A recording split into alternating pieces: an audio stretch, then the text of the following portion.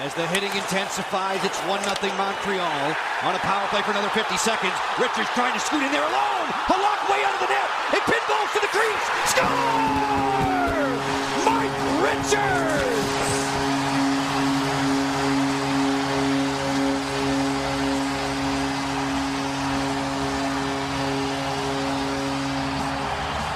The Flyer captain is announcing his presence as the alpha male early in this one. Big hit. Sets up that cranker from Coburn, the defenseman joining the attack. They win a puck deep in their own zone. Hammerlick and the goaltender Halak collide. Oh, did they ever. And it's a tap in for Richards.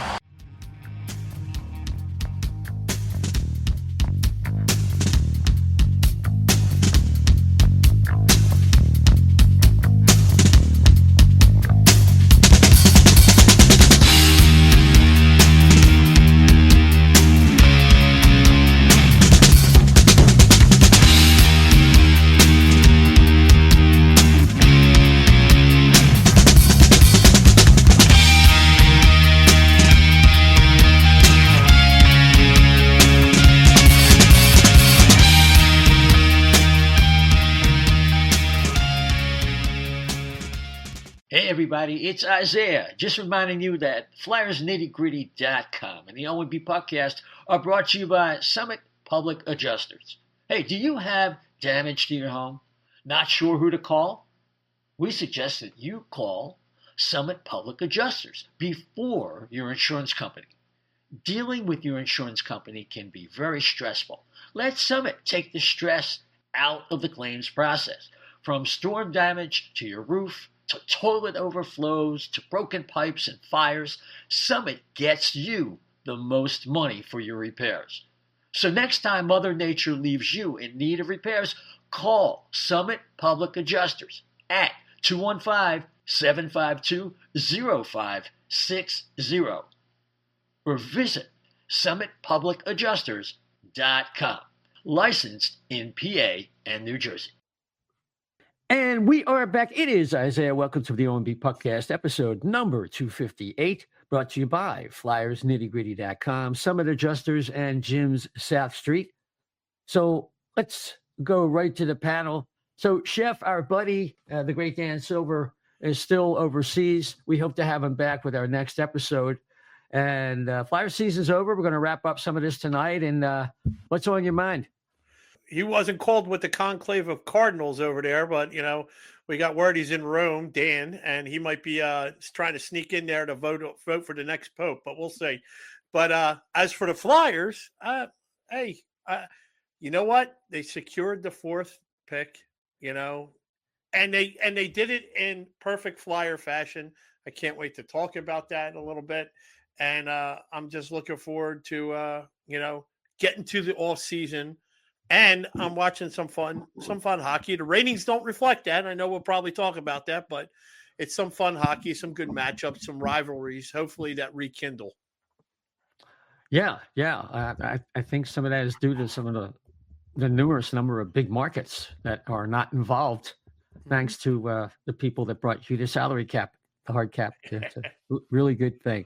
So hot off the presses, Flyers GM Daniel Briere announced today that the club will not be retaining the services of assistant coaches Rocky Thompson, Darryl Williams, and the club's assistant skills coach, Angelo Ricci, I believe. Kim Dillabaugh is retained. He's a goaltending coach. So I think he gets at least another year with whoever is going to be the new coach. And according to Daily Faceoff's Anthony DeMarco, it looks like Brad Shaw is going to be part of the interview process as the Flyers look for a new head coach. So it sounds like he's in the mix. Oh, interesting. So that is some late breaking news. But we're here. We have an interesting show. We're going to sum up the season. We're going to give our impressions. We'll give you some numbers you might find interesting. We're going to grade the players a little bit differently. And I think you'll find it interesting. Plus, big bonus, I spoke earlier today, before the coaches got let go, unfortunately, with Bill Meltzer, from NHL Flyers website. And of course, he's with the Flyers alumni and all their activities. And there's a new website, hockey website called hockeyhotstove.com. And we're going to be linked on there. In fact, if you go there right now, don't stop the show. You can multitask. You'll see that there's a link to our podcast, and all of our podcasts, when they are released, will be just a link click away. But anyway, so we move on. That interview will be right after us. I think you'll enjoy it. So the Flyers finished 33, 39, and 10 for 76 points. They were minus 48 in goal differential. They were last in regulation wins and only had 21. They were 5-3-1 under interim coach Brett Shaw, and they are right now, before the lottery, 4th overall, which means they're more than likely to finish 5th or 6th if you look at the odds. The chances of them finishing 3rd are infinitesimal. And of course, they still have the 4th best chance of winning the number 1 pick overall. And we'll get into that a little bit as well. So what to say about a season, Chef, where the Flyers were 8th in the Metropolitan Division. They were 24th in goals for, 28th in goals against. They had the worst save percentage in the National Hockey League. And it was the kind of season in a lot of ways we thought. I was on the Flyer Are Gonna Flyer podcast, coughing my butt off. I still have a little bit of that cold I might have got when I was traveling, but I'm a little healthier tonight, so bear with me.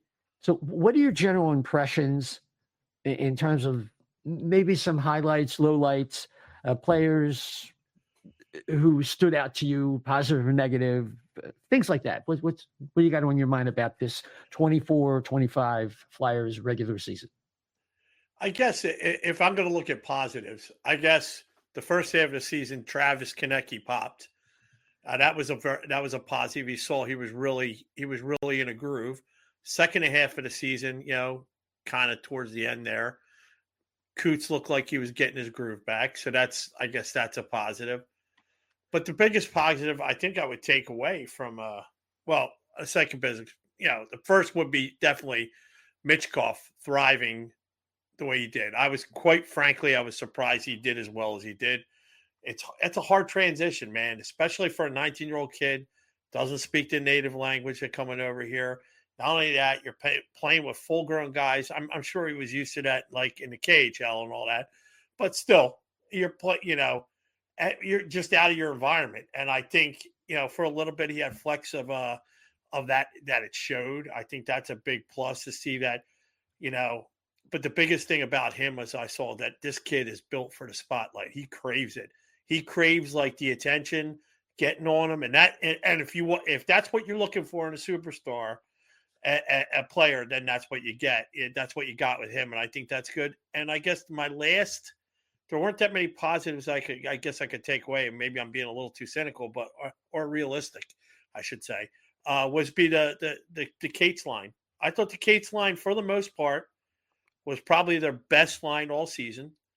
They played very well together. They changed the tide on a couple of their games. When you needed a goal or needed a shutdown period, they were there. And unfortunately, if other lines, maybe one or two other lines hit, or maybe Farabee or Frost kind of like click and get into a groove, you can blame the coach that's gone, or you can blame the players. It doesn't matter. The outcome could have been a little bit different because 5 to 10 more wins and they might be skirting the playoffs, and there's a whole bunch of and we're not in the position we are in now. But the low parts of the season, I guess, would have to be Kolosov. I mean, I was very disappointed in that. I expected a little bit more, and I expected maybe I expected too much, but I did one thing I think is right to expect. I expected a professional and a grown man to come prepared to work every day, and it's not what I'm hearing and not what I'm seeing. So not what I saw. So yeah, I mean, if you're going to tie me down, those are a few things that pop into my head right now.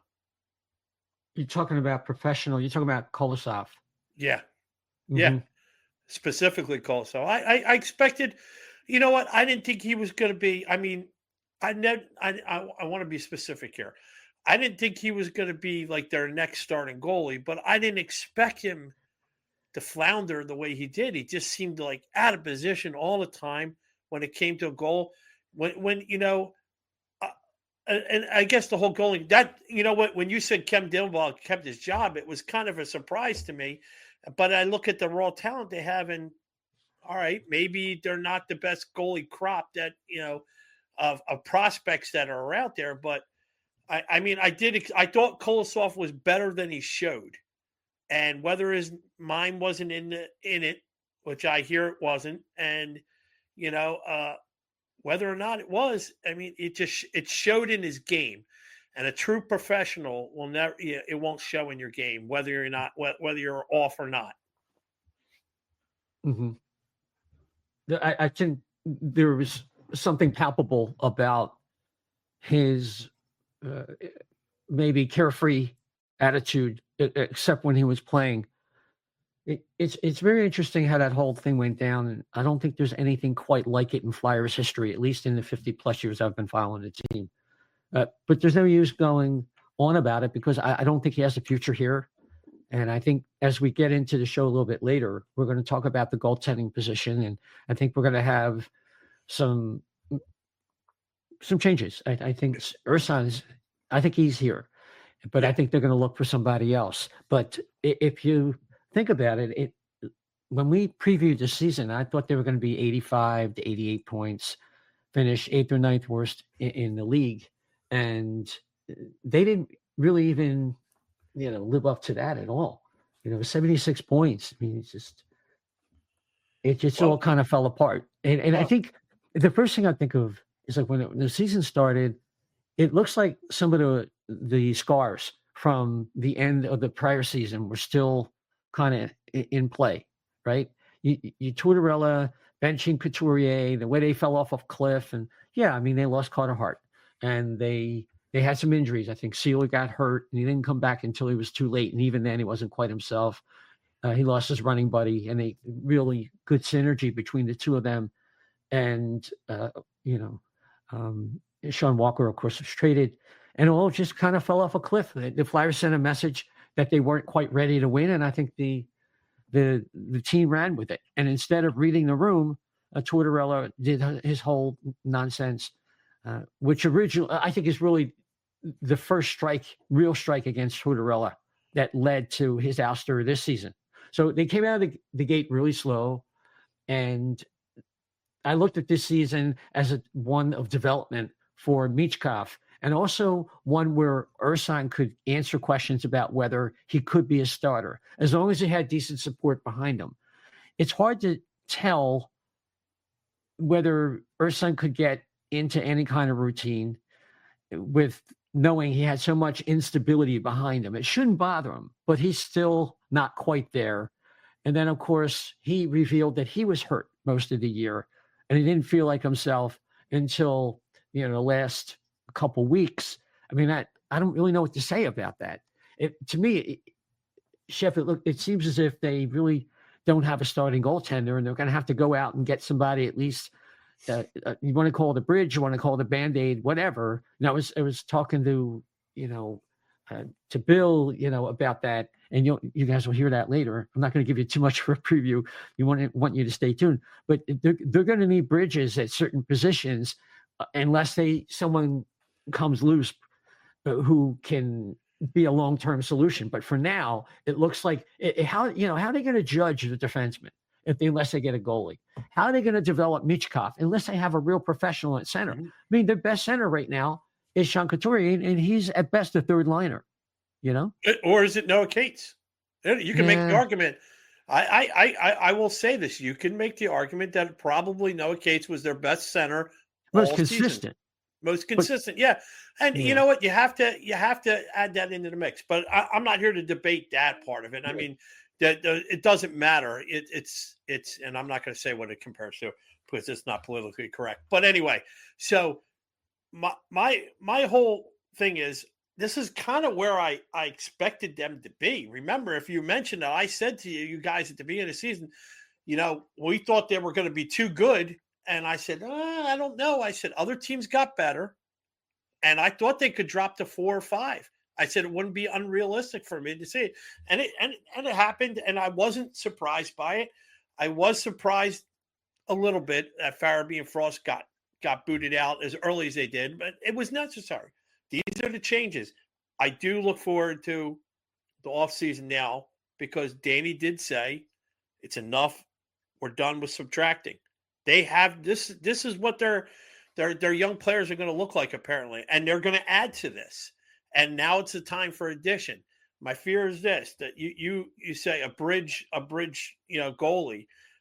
Could it be a bridge coach? I mean, we talked about that briefly last week. I wouldn't surprise me if because Keith Jones has said, we're not going to get the best player available or the best coach available. They're going to get the best, period. And whether they have to wait a year or two, and you need a bridge coach or a bridge goalie to get what you want to make sure that players develop properly, I wouldn't be surprised. I think they'll be a lot more competitive next year.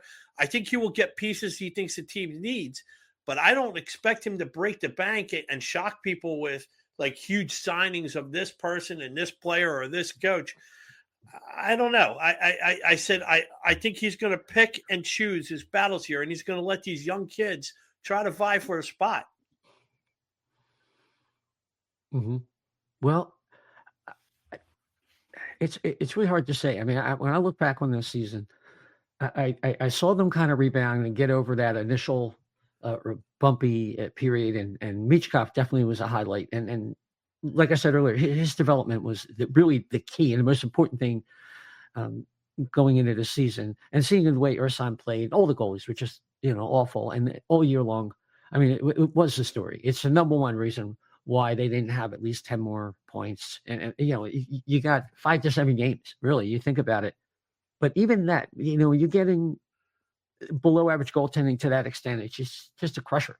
So I guess the other big story coming out of the gate was, TK, like you mentioned, and Travis Sanheim playing briefly, however briefly, at an all-star level.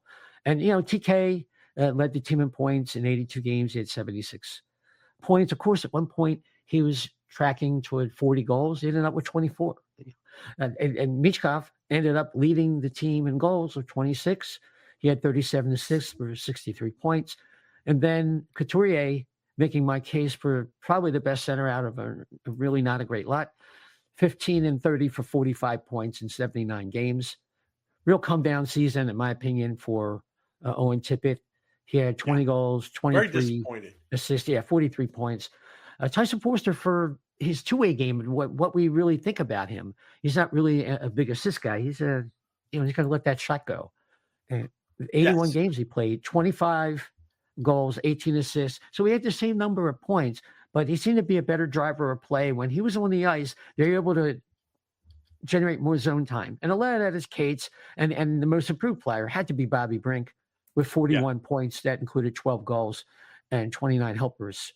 So rounding up the top scorers, you had Noah Cates, 16 and 21 for 37.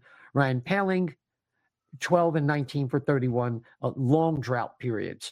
But and of course he was hurt too when he got that concussion in that hit that he took, I guess, versus the Islanders. Lawton, got 27 points in 60 games. When he was here, of course, he got dealt. Travis Sanheim, 30-point defenseman. That's what he is. You have to give up on him being anything more than a 30-point guy who can use his speed, passing ability, and legs to move the puck out. So I think he could get more. I think he could get more assists. I think he Yeah, only if there's more talent up front. Exactly, and that was good. You took the words right out of my mouth. Yeah, but I mean, it can't be that reliant on it. I mean, he has to, like a guy like Gus Despair, for all of his faults, and he looks like he's got better. He's grown up a little bit. I mean, people always think of the old Ghost, but I think Gus Despair would have easily led these defensemen in points, but probably about 45 or 50, honestly. That's what probably is realistic. Yeah, of course, you can't prove a counterfactual like that, but I think it's reasonable. And there's, I guess the only other player that I would talk about before we go into ratings would be Jamie Drysdale. You know, he was a force out there, especially in the second half of the season. We talked about that. This is one you can check the box in our column for getting this one right. He was 7 and 13 for 20 points. But if he can continue to improve, you know, next year he's going to be a 35 or 40 point defenseman potentially. Yes. It's not a lead pipe cinch. And an honorable mention for Risto, who played probably his best hockey of his career, but now he's got a tricep injury in the same arm. And you wonder, is that a tendon injury? Is that something that's secondary to a spinal nerve problem? We don't know. I've had people telling me all kinds of things. Cam York, big disappointment. Well, why don't we get into looking at the players now? I did a rating system that's a little bit different than letter grades. I don't like that. I was in sales. You either met expectation or fell below it or exceeded. So in my column of met expectations, TK, he would have been above it, even with his best point season, but he was really a non-factor for the most part in the second half, particularly after Four Nations. So to me, he met expectations. Coots, Forster met expectations. Paling, Sanheim, Hathaway, Drysdale, I expected him to improve. Sealer, Pelletier, and his Drysdale, did you say that he met expectations? He met expectations. Okay, I will agree with that. Okay. Right. See, that's a little bit different than giving a grade because exactly. Right. I think this is a better way to look at it, but I hate grades. I don't know. It just feels like we're back in grade school. Anyway, so Pelletier, Risto met expectations, but his availability is not what it should be. And Zamula, I don't have much expectation. So to me, he met expectation. He's not. He's the seventh defenseman. Yeah. Below expectation would be all three goaltenders: Cam York, Owen Tippett, Emile Andre. I don't think Emile Andre took steps forward this year. He wasn't the dynamic presence, and I don't want to hear about their expected goals and things. Don't care. I know the guys playing well. This whole team had like a 7th or 8th ranked expected goal percentage. Yeah, what does that mean? I mean, they had 76 damn points. I know the goaltending stunk. It means there's a potential for something else to happen if you fill in some pieces. But that's all it means, right? Yep. But okay, so exceeded expectation. I only have 3 players here. I have Matvei Michkov getting 20 goals and 51 points. Well, he didn't do that. He got 63. And he had 26 goals and 37 assists. So that is definitely exceeding expectations. It's very exciting. Some really good Flyers in their first year got like 35, 45 points. Yeah, I think the over-under him was 50, wasn't it? I'm pretty sure.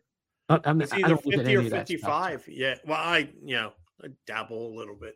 Yeah, but this from my old days. From my old days on the radio, I dabble. Yeah. Noah Cates definitely exceeded expectation after last year. Kind of returning to the form of 2 years ago, but he's even better than he was 2 years ago. And Bobby Brink, give him all the credit. We kind of been giving the kudos to him because he not only is starting to produce. We need a little bit more next year. I expect him to get, in that 16 to 18 range if he gets the time, if he's still here. He's not the biggest guy. It's still a deficit. The Flyers still have a little bit of the Munchkin syndrome in the lineup and on the wing. You got to be careful with that. Now, did you say Forrester? Yeah, Forrester met expectation. I don't think he exceeded it. With 18 assists, and I know he's not an assist guy, but still only generated 43 points. I would have been happy. I would have been happy if he had 18, 20 assists. If that goal was like 30, 32, I would have said I would have said he met expectations. I think he's just right. He's just there. Yeah, I think he met exceeded expectations. I mean, right. So I agree with you there. That's why I was curious. And I will give Tippett for back checking better this year. Yes. And for hustling, especially knows he's not scoring. He better get his ass down the ice and break up plays and be on the ice where he's supposed to be. Didn't always work out. We know that. That's not necessarily his game, but he kind of held up his end in that regard. But overall, he did not. He was below I think that was more. I was more coaching forcing him. I think they kind of his coaching. The coaching kind of hampered him. If you look at the midway part of the season where he was really floundering, it was like they were getting matched up on odd lines and like you want especially at the home games, if you want somebody like that to soar, you got to give him the open ice. It can't be. I didn't like the way that I wasn't happy with the coaching anyway. I get it, but they have no center. When you have no centers, that's true. Couturier was ineffective much of the year. They tried putting Matvey and TK with them, and for whatever reason, it just didn't work. Part of that was Matvey maybe not adjusting to going to the to left wing, or TK not able to go to the left wing, on their offside, and it didn't work until later in the year. But by then, the damage was done. We got to talk about John Tortorella. We of course we discussed ad nauseum his dismissal. What's his legacy for you now that he's gone? Looking back now, the season's over.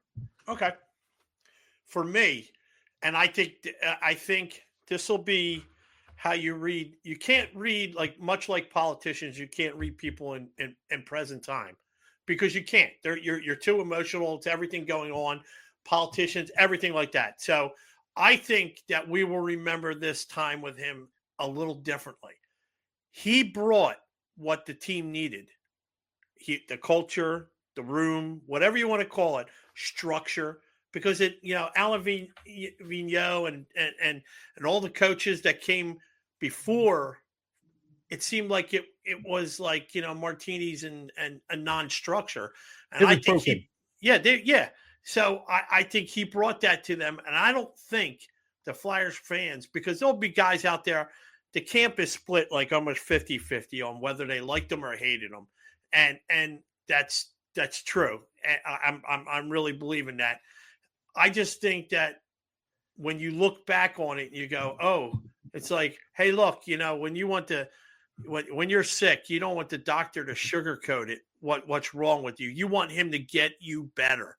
And that's what they did. And I can appreciate that. That's what he came in and did.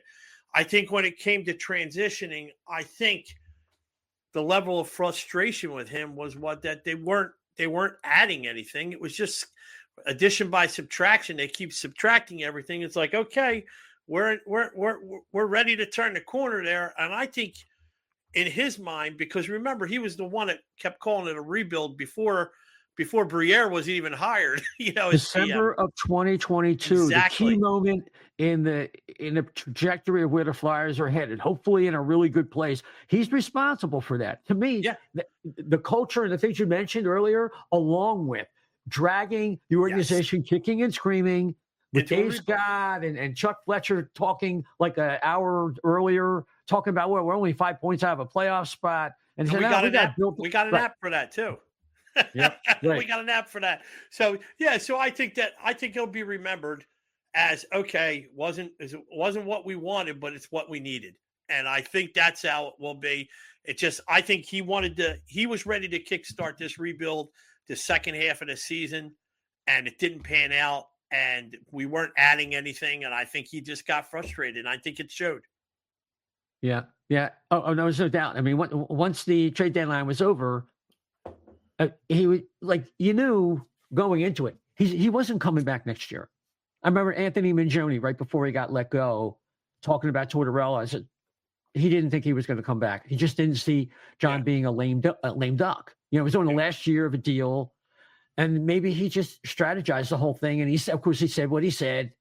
Yeah, about he's got to learn to do a better job of coaching in this type of situation, and he knows he's throwing stuff out there, right? Yeah, and between that and a whole bunch of stuff that will come out later, right? That he was tough to deal with, and he had a confrontation with Cam York, and there was a lot of bad blood, which I believe, as I stated earlier, started with Couturier. It never made any sense. Why did he pick that fight? I mean, why did he name him captain? Then 3 weeks later, he not only scratched him. Okay, he didn't sit him down because he was having some health issues, struggling, like support your captain. No, he basically dressed him down and humiliated him. And Couturier, I don't think. I'll be honest with you. Couturier didn't come off too well for me. Look, I get it. Coots has a certain manner about him. Like, he said 3 times in like a space of 30 seconds, I felt like I was getting pushed aside. I was getting pushed aside. Okay, I get it. You're getting pushed aside. But I don't know. Well, I think if that's not your captain, not the guy that names you captain, unless he was looking for Coots to be like, to change his entire personality, because everything we hear about him and his skill set. Yeah, exactly. And yeah, he wanted pace and speed, and Couturier couldn't do that when he was at his best. Yes, and when he was, a highly producing 1C, you're not going to get that. So I understand Coots' frustration, and he might have said, "Oh, I was getting pushed aside, whatever." I understand that because here's the guy that names you the coach after not having anybody have a letter except for Scott Lawton for 2 years. You name Coots your captain. You put him through all hell. I mean, what is this? Trial by fire? This is the friggin' rope in mid-season for one person just on the team. So I didn't agree with any of that, and I could understand. You're trying to transform him into somebody he's not, a player he's not, a mentality he's not. If you were looking for a hard ass or somebody that was going to be more vocal in the locker room, then you should have picked a different player as your captain. And that's pretty much what I got to say about that. Yeah, probably wanted him to morph into Ryan O'Reilly, and it's not going to happen. Never will. And he certainly couldn't play with the pace of one of the faster centers that he coached in the past. Or maybe he wanted JT Miller. And he was upset that the Flyers didn't go and get JT Miller. But that wouldn't have made any sense on their timeline. So I think, of course, that was last year. But, the problem started with JT Miller last year. But a player like that, I think you know what I'm saying. Yeah, I know what you mean. But and the whole thing with York, and you know what? It became a phenomenon with Tortorella is that he would pick a whipping boy, right? And you could. It's so obvious to see who they were. It was Frost, it was Farabee, it was Couturier, and this year, last year it kind of was Brink, and Brink responded. Well, that's good for him, and. Jamie, he couldn't do that because Jamie was involved with Gauthier. He couldn't go there, right? So he had to be real patient and use kid gloves with him. But then when he started closing ranks in on York, and then I've heard, I think it's true that the only reason we saw Kolosov again in the manner that we did is Tortorella probably slammed his fist on the table and said, "I'm not playing for Fedotov again." And for Fedotov, one of those beach balls would get by him kind of games, Yeah. So, I mean, it's a pattern of a player that you look like that he kind of always had the problem with. It was the quieter ones, the ones that sat there and went probably their whole life, I let my play speak for myself, on ice. Brink has a little bit of character to him. I think probably Torch is trying to flush that out, and he does. But, Cam York, if you listen to his interviews and watch him, he's very analytical. He's very reserved. Bobby Brink's like a kid like that, just like rated like the candy, and he's like all hyper when he does his things. He's all fired up. He lives. So I just think if you look at the people he's had a problem with, he's trying to get something out of them and a rise out of it. He's trying to build them into players that they're not. And admirable, but you got to know, like you said it once already, twice tonight, I think. Read the room, man. Read the room. That's not the kind of player it is. You're not going to change the type of player he is. You just got to go a good look. And I've taken over 7 kitchens in my lifetime. I didn't come in and clear out the place. I didn't. A good boss comes in there and looks for the people. Okay, you find your troublemakers, you ship them out. They did that. You find your players that are willing to make the next step. I can do that. I can do that, chef. Yeah, chef. All right, yeah. You find the guys that are going to work hard for you, and then you find the ones that could be the potential superstars, and you throw a little extra at them. But never did I ever sit there and tell somebody that tried to get them to be better than what they were. Everybody has a role to play, and you're not going to have, a team full of, you can't financially do it, and the dynamics wouldn't work anyway. If every freaking line was a 1C and 2 first line wingers, it just wouldn't work. It'd be free for all. You get scored on because it's Quebec Nordiques when they had Owen Nolan and Matt Sundin. Exactly. And then you figure why they couldn't win anything. They had all these great players. It's structure. So it's the same thing. Everybody has their role to fill. And that's why you look back and you sit there and you look, now you can look at them and pull all the great players that were on the 80 Olympic team for USA. If you look at it, you can say, oh yeah, he played it. But if you look, they weren't big names then. They were college kids. They were just like, boom. But they worked together cohesively as a unit. And they weren't all superstars. And I think there may have been only 1 or 2 on there that might have gone on to huge NHL careers. But my point being, even the captain, Ruzioni, didn't really make it in NHL, but they performed their job. They filled their tasks. And I think that's what the mentality of the coach that takes over has to figure this out. I think that's what he's going to have to do. I mean, he had them going last year. They were greater than the sum of their parts last year. That's what we're trying to say. But they were pissed at him. I think they were just playing to spite him. And I think the spite went away over the summer because it's like, oh, we got to do this again. So I think they were just doing it to spite themselves. You know what I mean? Mm-hmm. Yeah, no, I definitely can see that. You can only make a player the best he can be. Mm-hmm. You can work on your skills and like Bobby Brink, good for him. But Bobby Brink is still basically the same player. He's just a better version of whatever he's capable of. And the parts right now with the Flyers aren't good enough. So we have to move along as we look at this team. But before we do that and start talking about coaching candidates and things like that, we got to talk a little bit about those last couple games. Obviously, Columbus was highly motivated. They were still in a playoff spot when they shut out the Flyers 3-0 in the final home game. And then the Flyers go to Buffalo and played the role of cardiac kids in reverse. So we were rooting for everybody, even a non-tanker like myself. I'm not like a virulent non-tanker. Yeah. I'm kind of like, I guess, an opportunistic tanker. And if things aren't working out, I guess you got to do it. So, but for one game, we were all tankers. We're all in the same, in the same team, and we got what we wanted. They lost in regulation, a thrilling game, and Matvei Michkov had 2 goals, and everything was sailing along. They were really doing pretty well, and then Bobby Brink scores that goal at the very end. Was it empty net or power play? And power play it was pulled. They pulled extra skater. He shot it from the top, scored a goal, and then it was like, oh my god! And then they pulled him, and then of course it's Michkov with 11 seconds left.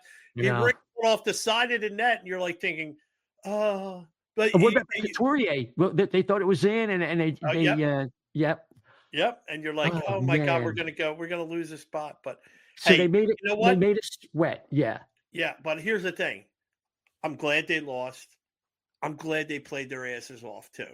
It shows me about every person on that team. Look, okay, we could screw everything up by winning, but we're gonna try anyway. I just think they didn't have the goaltending to do it. There was a couple weak ones in by Kolosov. So I thought. I thought they were going to lose just because he was in net because he just didn't seem like he was into it. So especially the first couple of things, he got fired up there for a little bit when it was tied. Yeah, and it was like, and then he was like, "That's what I mean. He's in and out. He's in and out. He's a wave." He just needs time in the minors, and if he doesn't, either that he's going to go back to KHL. He could advance faster in the AHL. I understand that most of the rinks in the KHL are now North American size, but it doesn't matter. The game is still different, and totally different. Yeah, it's just not. If they think that league is better, they have more skilled players, have better players there. But overall, the depth, I bet you the best AHL team could probably beat the KHL team. Yeah. Most KHL teams. I would kind of agree with you there. Remember too, like in KHL, the rinks, they might be a little bit bigger, but also it's a lot of skating and shooting. There's not a lot of traffic in front of the goalie. Yeah, Yeah, you see it, like all the highlights. I mean, they're great highlights, scoring goals and all that, but you're going to see a lot more of the puck there. Here, the rinks are a little bit tighter, and there's a lot of traffic. And if I'm guaranteeing, aside from a couple beach balls here and there, most of the shots are going to be in high traffic situations or a rebound with high traffic in front of him. I mean, he's got to learn to control his rebounds better too. A lot of those goals were off of like rebounds that he left right back out in the slot, not directed away. Yeah. Also, there was a point where him, especially Fedotov, where the guy would wind up from the point, and you'd be like, "Okay, this is going in." That's true. I'll give you that. Like, it's funny because, well, it's not funny, but it's funny because you kind of saw it developing. Like, it's funny as now. As soon as the puck went back to the point, you're like thinking, "Oh God!" He's not, because you could tell. It was hardly ever said. His feet were always moving, and then he would when he would make a bit, it looks like a big save. He's out of position afterwards, and then a nice little softie goes in. Yeah. No, I agree. So I think those are really the highlights. Oh, there was a highlight of the year. It was obviously that Anaheim game at home with Gauthier coming in. I think it was 6-0. And that was the night. And we talked about it on the show when that game happened, that was the one night where we felt like we were in a Wayback Machine and we were watching the Flyers, like 2004, in one of their great years where there was just excitement in the air. This team can win something. We know that wasn't the case. And they were taking it out on Gauthier and that's fine. He's it's going to be a loss to not have him. But the overriding thing is that night, for just one night, we went baback home and went like really back home to be what it was like to be a Flyers fan. Well, it was like all of a sudden, all right, for the younger kids, it'll be like, for us, it's more like Kasperitis or Barnaby skated into the Wachovia Center or Dale Hunter came into the Spectrum, and it was like, you know what? You knew it was a different kind of game when those players came in. Even Sid Crosby at the beginning there, in the early part of G's career, at least too, when these players came in, the atmosphere was different. You knew it. And that's exactly how it felt. It felt like people compared it to JD Drew with the Phillies, but I think it was even more diabolical than that. I mean, the fans were ready. They were ready to sit there and just like constantly boo this kid. Every time he touched the puck, every time they booed him as soon as he took his first shift on the ice. And I loved it. I was like, yes, we're back. And then even if it was only for one game, it was nice to feel the whole fandom all united in one thing. For one night. And I think it was wonderful. Yeah. Everybody wanted the same thing, just like the last night in Buffalo. Everybody was Team Tank. And that night, everybody was, get Gauthier, like get Carter, know. So like the movie Get Carter. I mean, you got to be careful everything you say. So we look ahead. And the first big decision that Danny Briere's got to make as a head coach. He's already made some decisions with the assistant coaches, as we talked about in the very top of the show. And if Anthony DeMarco is correct, Bradshaw is going to be under consideration, along with, I guess, candidates like Rick Tocchet, who was told Vancouver's not going to use his option. But Elliot Friedman talked about Tocchet this morning, and then Tocchet could also just as easily look at Anaheim. Anaheim's a better situation, have a high-ranked talent, and it's a nice location. Obviously, Tocchet knows everything he needs to know about Philadelphia. So if a situation fits like a glove and he has faith in what Keith Jones and Danny Briere are going to do, then it could be that he may want to come here. But he's going to be up against Bradshaw. It could be, I don't think David Carl, from what I'm hearing, David Carl is going to be pursued very aggressively by the Chicago Blackhawks. If I were David Carl, I would just stay put. And also Jay Woodcroft is coming up now. That name is not nationally generated, but I guess regionally and locally, he was a coach of the Edmonton Oilers toward the end of their rebuild years, and he had a good winning percentage.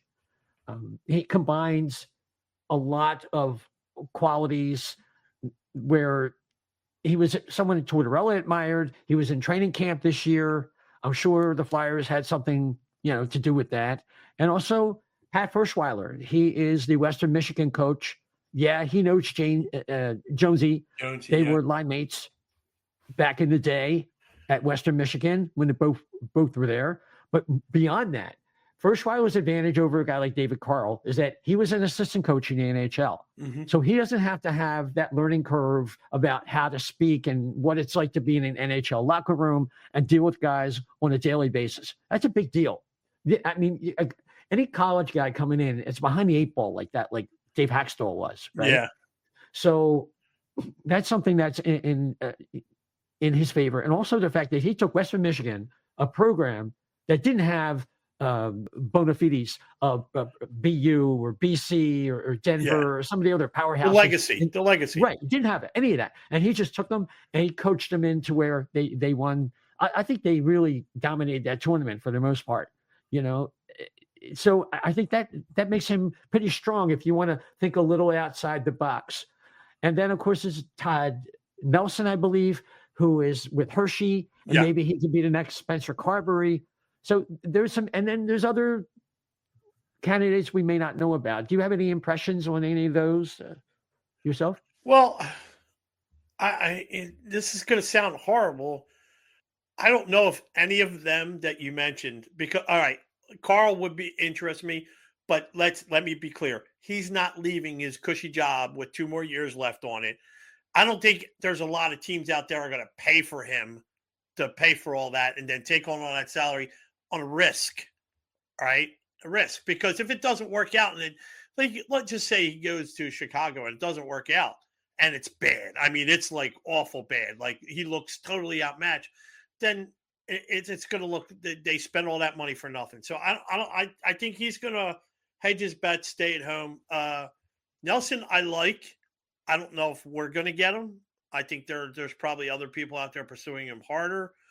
But other than that, even with Tocchet, I don't know.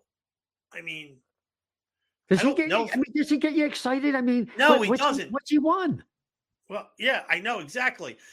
And people are happy because he's an old school Flyer. And then there are people out there, I don't want any local guys.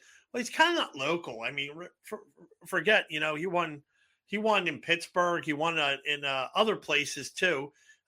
He's been the coach in Arizona or Phoenix. It was Phoenix, I think, when he was coaching Arizona, Coyotes. Yeah. Well, no, I think it was still Phoenix back when he was the coach. It might have been, or one or the other. So I could be wrong. But and then, where he's been all over as assistants and stuff. It's nobody. I mean, I don't think, has he won a cup or anything of consequence as an assistant? I do not believe so. Oh, right? I don't know about assistant, but I don't really. Exactly. I don't judge. I mean, I judge what he's had enough experience as a head coach that I would think that, he would have a track record that you would get excited about. And I just don't see it.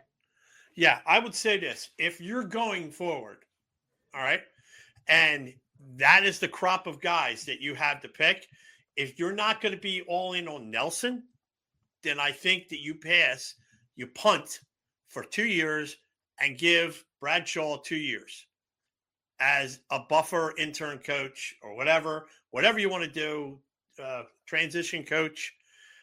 I think that will probably be your best solution. Give him a chance.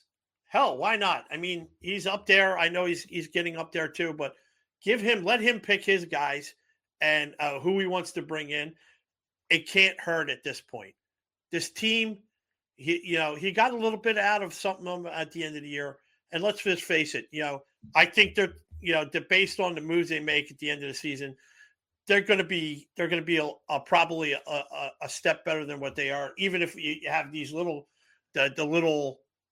increases in the players we mentioned that are going to be around. So I just think so at that. I just think if none of those guys, if you're not all in on Nelson, or that's who I would be going after, If you're not in on him, then just punt the ball and just like get Shaw for 2 years here. 2 years. You don't like Woodcraft? It's all right. Like I said, it's not like yay, because I think you'll have a little bit of a chance here to really find out what's available in 1 or 2 years. Yeah. Rick Tocchet, parts of 8 seasons as a head coach, made the playoffs twice.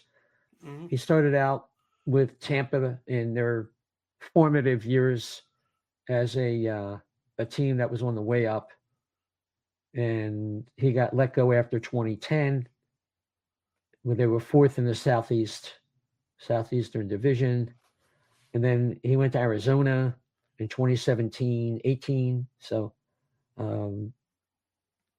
in 20, they lost in the first round versus Colorado. So he had a winning record there and a winning record the year before, but he might have had a talent gap. So it might have been judged to have a good, be an up-and-comer. And then the next year, after 56 games, well, I think that was a short season anyway. They let him go because they were progressing. And then, with that ownership, though, it's hard to judge. Then last year, Vancouver really looked good in his 36 games. I mean, in 82 games, he took over in 23. And he lost in the second round versus Edmonton, and they had a good year. So I would say that last year it was his first really good year. And this year, the whole thing fell apart. He had locker room issues and things. I don't know. I just, I think he just looks like a really good assistant coach. I don't know if there's any great new ideas that he's got, Exactly. And like, at least if I'm going to hire a good assistant coach to run the team for the next couple of years, I'm going to go with Brad Sharr. One, the players know him. They know the system. He has a proven track record of making players better, at least defensively. Now, I would love to see him, take that whole, because I understand that being an assistant and a head coach are two different things, way different. It's like when you're an assistant coach, you're kind of in the trenches with the players. I would like to see what he could do, pull that off, kind of like a sous chef in the kitchen, become the chef, become the head coach, and orchestrate everything and say, this is what I want you to do with these guys. Work on this, work on this. I think if he had an overall better picture of the team, that maybe he can put a little bit of a stamp of something different, maybe his own thing. Maybe there's stuff that he's done over the years that he's always wanted to implement, but because he's always been a bridesmaid, never a bride, that he couldn't do it. Maybe. I think it's tough, to make that transition. You're 60 years old and you're kind of more technically oriented, and you got to have a little bit of Tortorella in you in terms of mental toughness and things like that. And he might be a little professorial. It's hard to say. I'm not on the bench. I don't know what it's like. But he learned a little bit this year, and we'll find out. And we'll certainly, I would say, within the next 2 weeks, the Flyers will probably have their coach. I would imagine they're going through the process, or we'll be hearing about them going through the process at the very least. I would think. So yeah.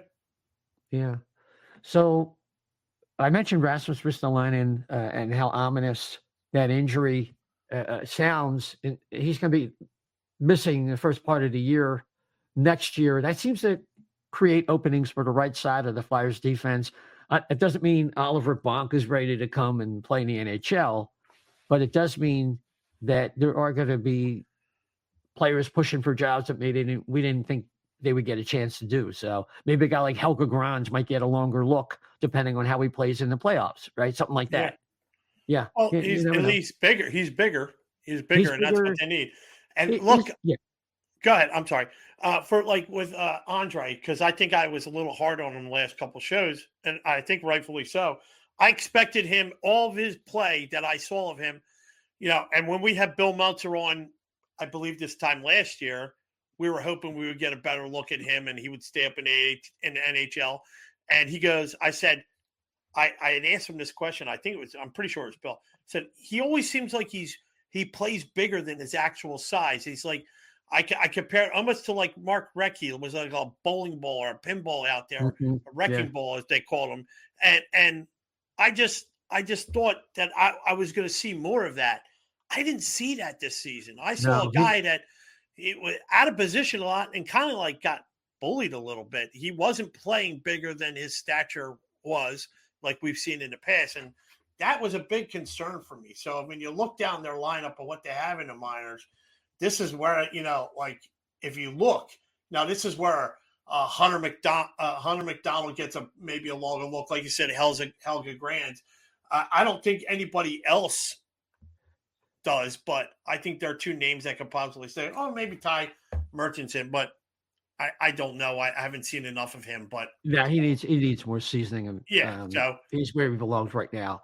That can change, but I think for next year, I think that's his immediate future is in the AHL, and he looked pretty decent in the game. I saw him. We'll be watching more of the Lehigh Valley Phantoms because Lachenko, Alex Bump, and Grabenkov are all going to be representing the Phantoms in the playoffs starting tonight as we record. Actually, they're playing right now. I won't give you the score. I don't want to ruin it. Oh, I see it. I see it too. Yeah, they'll all know it by then. But anyway, so we move along, and we think about the off season. I think we did a lot of this last week with, I guess it was 10 days ago now, with Steve Kornianos. They're going to need, after they get the coach, they're going to have to fill it in those slots at center and in goal. I don't know. We went through a couple names, and at the end of the show, I really don't have anything different. I really haven't heard anything. I've heard people suggest Maverick Bourque is someone that Dallas might have trouble keeping, but he's like 5'11", 185-pound center who's just trapped at the bottom of a stacked lineup. And maybe I don't know much about the player, right? So but he does have, he's kind of like a prototype of an interesting young center, but not necessarily has the size and other qualities that may project well going forward. Because like Steve said last week, we're trying to build a team here. And do you want to go with Jet Lachenko at 5'11", maybe eventually 190, and then another guy who's like 5'11"? Or do you want a guy who breaks the 6-foot barrier and plays a more physical game, and they can give you a net front presence, like we were talking about Anton Fundell. So it'll be interesting who they try to go after. I mean, I would go if I could work a trade, and we're willing to solve two problems for ourselves in one shot and try to get McTavish and take John Gibson and that big salary off of Anaheim's hands, because Gibson, even though his health issues, I mean, you got Ursan here. Gibson's still, I think, about 29. I got to look that up, and not old for a goalie. And the thing is, he's got that big salary that helps them. And I don't know what they want. They might want like Cam York, or they might want Tyson Forster. But if you could get McTavish and get his name on a contract, even if you used a offer sheet as kind of like a leverage to make a trade, to me, he would be the best guy to complement a player like Lachenko. If you're going to strike out, get a center. Don't worry about getting too many centers. Never a problem. We had that issue for years. I mean, we had Ricky McLeish. We had a lot of centers. He just moved to the wing and scored, 40, 50 goals. No problem. Who cares? Yeah. If I was going to go for anybody, it would probably be McTavish. Who else? Gabe Velarde. But if Gabe Velarde has yet to play. Rossi? He's a smaller guy. It's like 5'9", 5'10". Is he 5'9"? I thought he was. Yeah, I think he is. Bigger than that. But anyway, Gibson's 31. Okay. So, I mean, but if it's a 2-year thing, I'm fine with it. Yeah, I mean, you only need a 2 or 3 year bridge. Yeah, and look, that's what you got right here. He's fine for a goalie. Yeah, he's signed through 2027, $6.4 million. Take that away from him. Maybe you tell them, hey, look, we won't offer sheet McTavish.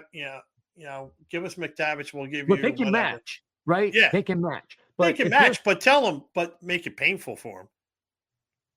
Make it painful. Well, it could be painful for us because you don't want to get over that threshold and I forget what that is, 6 point something for the first, second, and third round picks. You don't want to do that, right? Yeah. And we're never gonna. I want to say never. So we're unlikely if we traded out of the first round with one of our other 2 picks to get a 26 pick. If you follow me, say we do the offer sheet, we need to give up a first round pick, right? But that would be next year. Right. Yeah. Right. But we lose our first round pick for 26. But then because we anticipate that, we make a trade with one of the other picks into 26 draft to try and give us something. Yeah. It will never be as high. I won't say never again. I'm making the same mistake. It will not likely be as high as the original pick itself that we would be giving to, say, Anaheim in this scenario. So I still think they are going to try and trade out of the round and get another first round pick. They could do it next year at the trade deadline, but that's kind of, it's kind of risky. Yeah. So it'll be very interesting what they do. I think they're going to have to make some kind of trade, obviously, to fill those slots. And I just don't see the Flyers coming up empty. They're going to have to get some center that helps Michkov play better. You could get an older guy like Brock Nelson or somebody. I don't know for Brock. See, to me, Brock Nelson would probably want to stay in Colorado if they could afford him, or go to another winning situation because he's on the decline. But he only signed for a couple of years, so. Yeah, I mean, it's not a bad thing. I mean, he spent a lifetime in New York, right? In the island. Yeah. So, I mean, Philly ain't that far. It's a 2.5-hour drive to the island on a you could be still in the same area, you know what I mean? And just rent and go home when you can. Oh, you can maintain his residence in the Hamptons. The travel's easy in the Met. We all know that. So I think there's a lot of reasons you could woo an aging veteran as either a goalie or as a center for a 2-year window. Just get, here, we're going to pay you a decent salary. Here, just stay. We need somebody to help transition and teach the kids and stuff like that. I think because of what they did last season with Johnson, right? Yeah, Eric Johnson, Eric Johnson. I was going to say Kim Johnson. I don't know why I said that, but you're thinking Kim Johnson. Johnson, that's it. I talk about now. We're showing our ages there too. Oh, yeah. So, but I'm just saying, like, that carries weight. What the Flyers did for him, people talk through the league and the players talk. He bragged about how great the training facility was. He bragged how great the team treated him and his family. Bragged about this. They put him back to where he wanted to go to retire. That stuff matters. And we were like that before. And I think we kind of went away for it. And I think that started in the Hextall years when, he didn't want the old veterans tainting the locker room, and keeping people out, keeping this, I just think, I mean, we've said ad nauseum, but Hextall drained the life and the soul out of the organization. Yep. And Dave Scott was on board for the whole thing. So, I think you could get guys. I'm pretty confident they can get guys to come in here and fill those spots for a couple of years. Yeah. And as we said, if you go by the model that Dom Lucian has at The Athletic, pending the Flyers not have any offer sheets against them or anything, Flyers should have about $13 million to spend after they pay their RFAs. Of course, there's a Ryan Johansson thing that would mitigate that. Of course, that $13 million estimated figure is not including the 6 point. Was it for Ryan Ellis? Is that 6.75 or 6.25? Yes, 6.65. But I think it's different in this last couple of years. 6.25. Yeah, it's but the actual cash value goes down, I think. Yeah, but it's nothing to do with salary. The cap hit is always 6.25. Yeah. What you actually pay them, that's something separate. But for our purposes, we're worried about the 6.25. So the Flyers will probably still have enough young kids on the roster next year where they could demote a kid temporarily, right, and get over and be able to exceed that if they really wanted to be more aggressive. So that would give them potentially in the neighborhood of $19 million before any moves are made. If we're trying to estimate how much space they would have. So we'll see. Yep. And I don't think there'll be a big player in free agency. They could get like a Eric Johnson kind of guy. I don't think it'll be Eric himself. EJ's getting a lot of time with Colorado because Tucker Pullman is injured for the Avs. So otherwise, EJ would just be watching and eating the popcorn for the playoffs. But we'll see what happens. Of course. Well, good. Wish him luck. Yeah. Well, the obligatory Flyer wish is that both Colorado and Edmonton lose early, so the Flyers have higher first-round picks. But you're going to find out why. I'm kind of sort of still rooting for Colorado coming up later. Anyway, so we talked about the Kolosov saga. The less said about it, the more and the better off we are. And I don't think he's coming back. I think Fedotov probably is going to be demoted to the AHL and be Carson Bjarnason's partner, or there might be a mutual agreed termination because he can go back to Russia if he wants to, if he doesn't want to be an AHL goalie, Mm-hmm. I wouldn't be surprised if he takes that job in AHL. I think he's genuinely disappointed. You could tell he was honest. He was sincere. The way he talked and the way he dressed in media, the way he hung around, he wants to be better. And I just think, like I said, like we said it last week, I think he might not be a great NHL goalie. He might be great, but it's going to make a great TV movie. What happened, during his saga there. Yeah, in the movie, he'll stop the puck, though. Yeah, in the movie, he'll stop. They'll make the save, and they win the KHL championship or something like that. But either way, and the other thing about Fedotov, unlike Kolosov, who I think is going home to Belarus, never to be seen again in the Flyer uniform. Maybe he'll trade his rights, but Fedotov could conceivably play well enough at the AHL that he could be a call-up in the event of an injury in the net. Yes. So if he does want to get back to the NHL, that's probably his only path, the way I see it. With that kind of performance, with those save percentages that are definitely a reflection of what he did, if I were him and I really wanted to play in the NHL, that's my dream. That's what I would take the assignment. Yeah, I think that's a good thing. I think that's the kind of guy he is, though. He doesn't want to go out like that. That's not the way he wants to end. Yeah, I think you'll see. I do truly believe that he could that he'll accept that and he'll go down to the Phantoms and when they bring in another steady vet. That's my prediction. Yeah. Okay, we'll see what happens. Coming up with the draft, the Flyers have 7 picks in the first 48 selections. I believe the Flyers are going to try, if they get to 6th spot, I think they're going to try, like the Dickens, to move up to make sure they get one of the players. If Schaefer's number 1, and he's more or less consensus. Now, we have a combine. Sometimes they don't interview great, or physically they don't look that good, and or they discover an injury, so things can happen, right? So that could change things. But right now, we're looking at some combination in some order. Just off the top of my head, we have Matthew Schaefer is a 1D, potentially. Then we have a center in Michael Misa, James Higgins. We have Anton Frundell. There's your top 3 centers in the minds of most. Then you have Porter Martone, who's a power forward, reminiscent of Bennett Seneke last year, a surprise pick by the Ducks. And then you have probably at that point Jacob Denoyer. So if the Flyers don't, Caleb Denoyer, right? Caleb, sorry, and I don't know where I got Jacob, but anyway.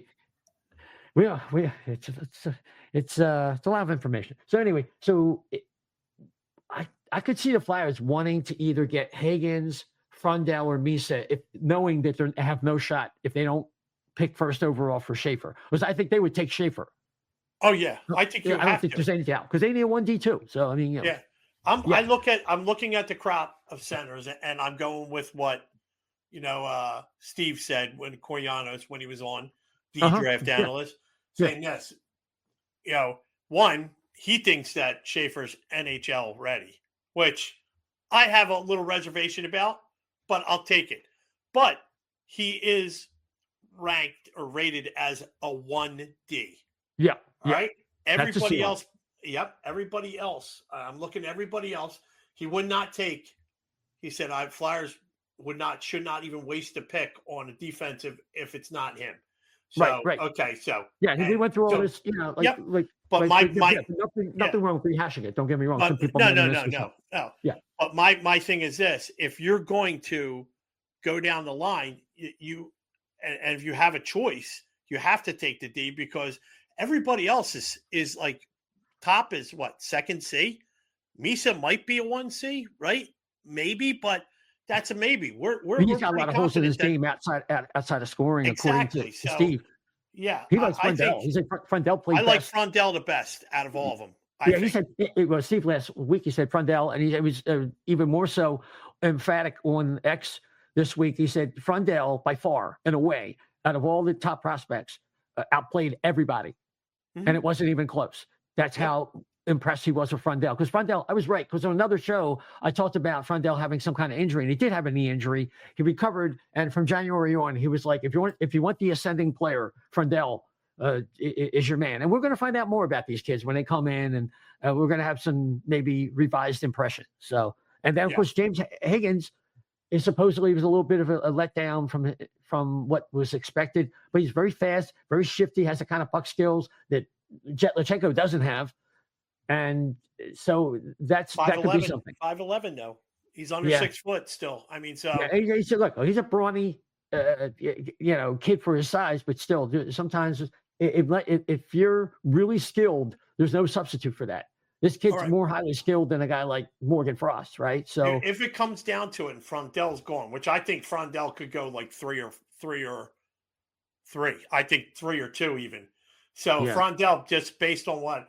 If it comes down to it, and you have between Higgins and Desnoyers, well, I think I'm going with Desnoyers because I think he's bigger. Better. He's bigger. I'm just telling you. That's a gut feeling for me. Not because his brother or any connection with the Flyers. I just want a bigger center. Yeah, but you don't draft a guy. You draft the best player.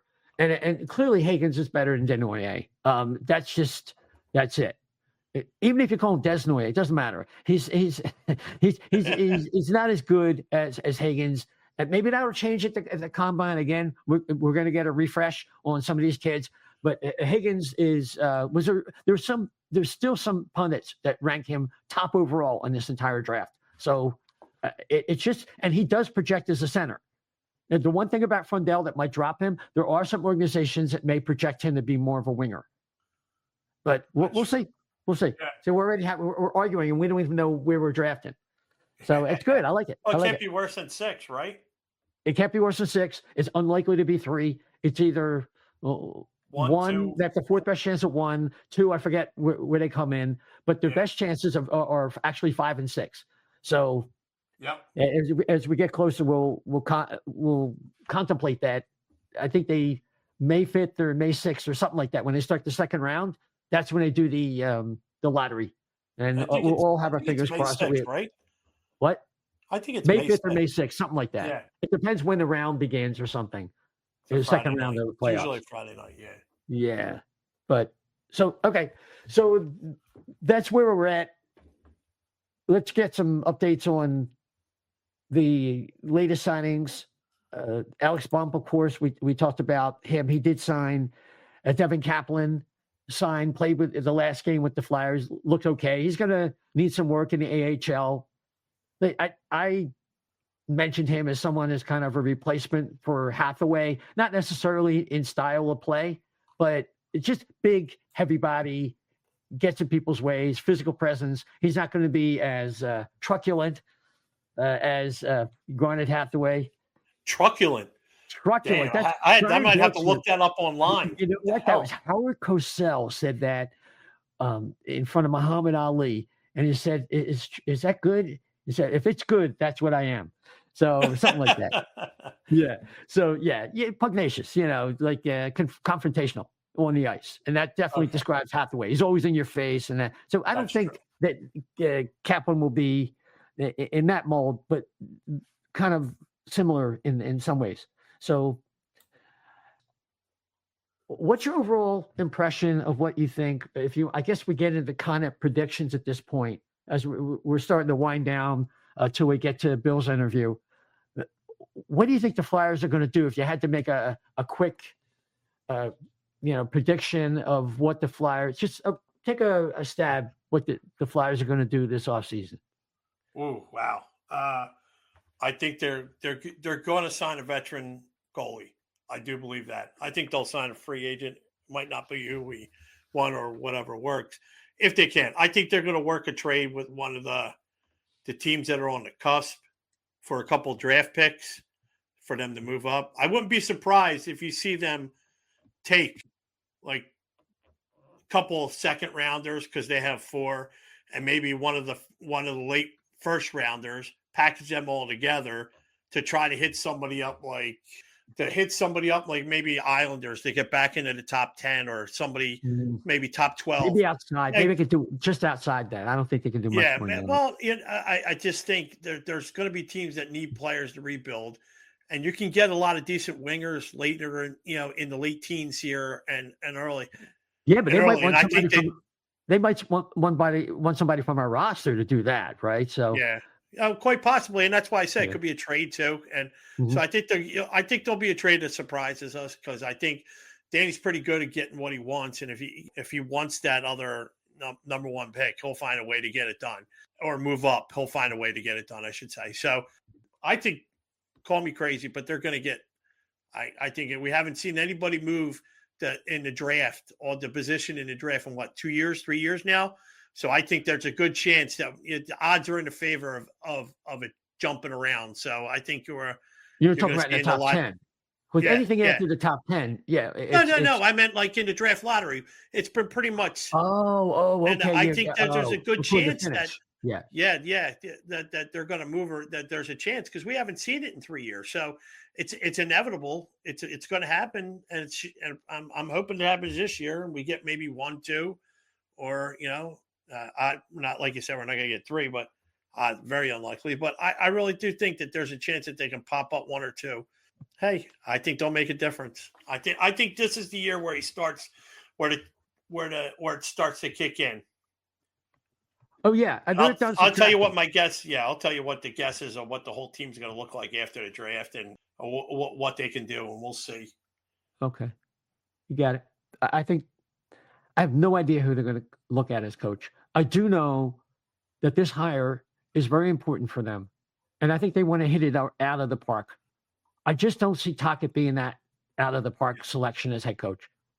I could see Shaw as a way of kicking the can down the road. We're not quite ready yet. Let's see what Brad Shaw can do and not make a big commitment because they have big plans. I could see that.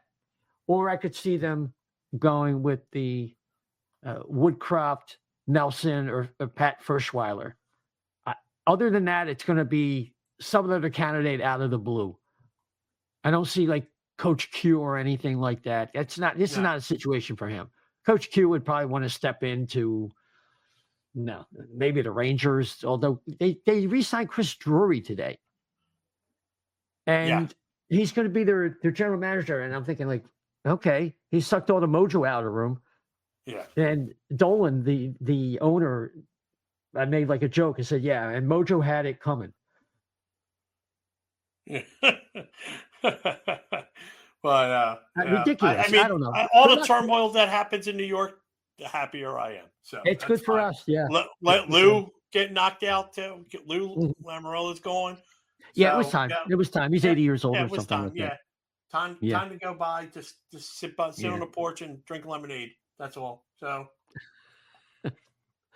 Yeah, maybe. What's really interesting factoid about Tocchet, just getting back to that real fast. I think Elliot Freeman mentioned that when Dave Haxtell got hired in Seattle, the guy he beat out was Rick Tocchet. And that's probably a good thing for Rick Tocchet because he did better. At least he had a good year last year in Vancouver before the wheels came off. Yeah, I think the general manager needs to help Tocchet out a little bit with that Miller Pedersen situation. But we move on. I nothing against Tocchet. He's really good as an analyst. And he He's a good guy. I just can't get excited. I feel like it's a Berube kind of hire without Berube's cup, Yeah, I exactly. mean, Berube That's a good really way of showed putting it. something. Yeah, What's that? it's like a Berube hire without the cup. And Yeah. Berube proved something when he won the cup with that team. That, to me, that was a good coaching job. It really was. Yes, it was. He turned that team completely around. He really did. Thanks to Gloria, right? Yeah. So I'm not sure who they're gonna pick as a head coach, but I do believe they're definitely gonna get a center and a goaltender. I think they're gonna surprise us with some other move that involves a player on the current roster not being here. It wouldn't surprise me, like I said earlier, if they really go for a younger guy, if Forster is part of a deal. Just because he's so appealing to teams, they think they might have a poor man's Mark Stone. So that could be it. Or Cam York. Cam York could be part of a trade, possibly. I mean, he's one of their better chips. Him and York are really good chips. And look, if you want a center, then you have to be willing to give to get. They need a center so bad. The kid they're going to draft, if they do get a center in this upcoming draft, that kid's not going to be a lineup staple for like 2-3 years. Just not happening. None of these kids are rated good enough to come out that quickly. Yeah. And the Flyers want to move faster. So you want to give that kid a chance to develop and go out and get somebody, and it'll be interesting. But I do believe they will fill those two positions, and that's as much as I can tell you. Because when we get that lottery, we all have to have our fingers crossed. Okay, so they lost a game in Buffalo. They're top 4 in terms of their likelihood to get the number 1 pick. We have to hope that they stay in that top 4. It is critical. Otherwise, we're going to be dependent upon another team to pick a player like Martone or go too high with Denoye. And that's not a dynamic player. He's a nice player. We have lots of nice players. I think guys that can really light it up or have the kind of skill set that is going to set off and create room or opportunities for guys like Michkov and Travis Konechny. So just have to see. So any final thoughts before we call it a wrap and turn it over to my interview with Bill? No, I think that's it. I think until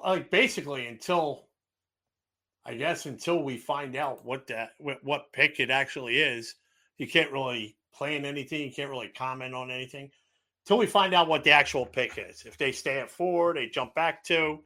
I will say this, though. Even if they go back to 6, guess what? You're still getting a really good player. It's not, I want to stay in top 5, definitely, because then you get somebody of consequence.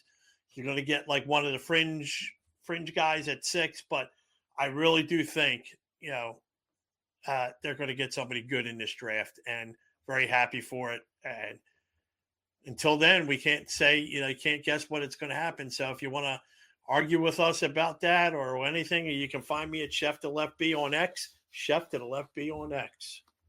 You got it. I lied. I got one more question. Do you have a Stanley Cup Finals? Oh yeah, what did I pick at the beginning of the year? I picked Dallas at the beginning of the year, so I'm going to stick with that. That's my cup. I have Dallas, and I think in my bracket, I think I posted with you guys and Bill.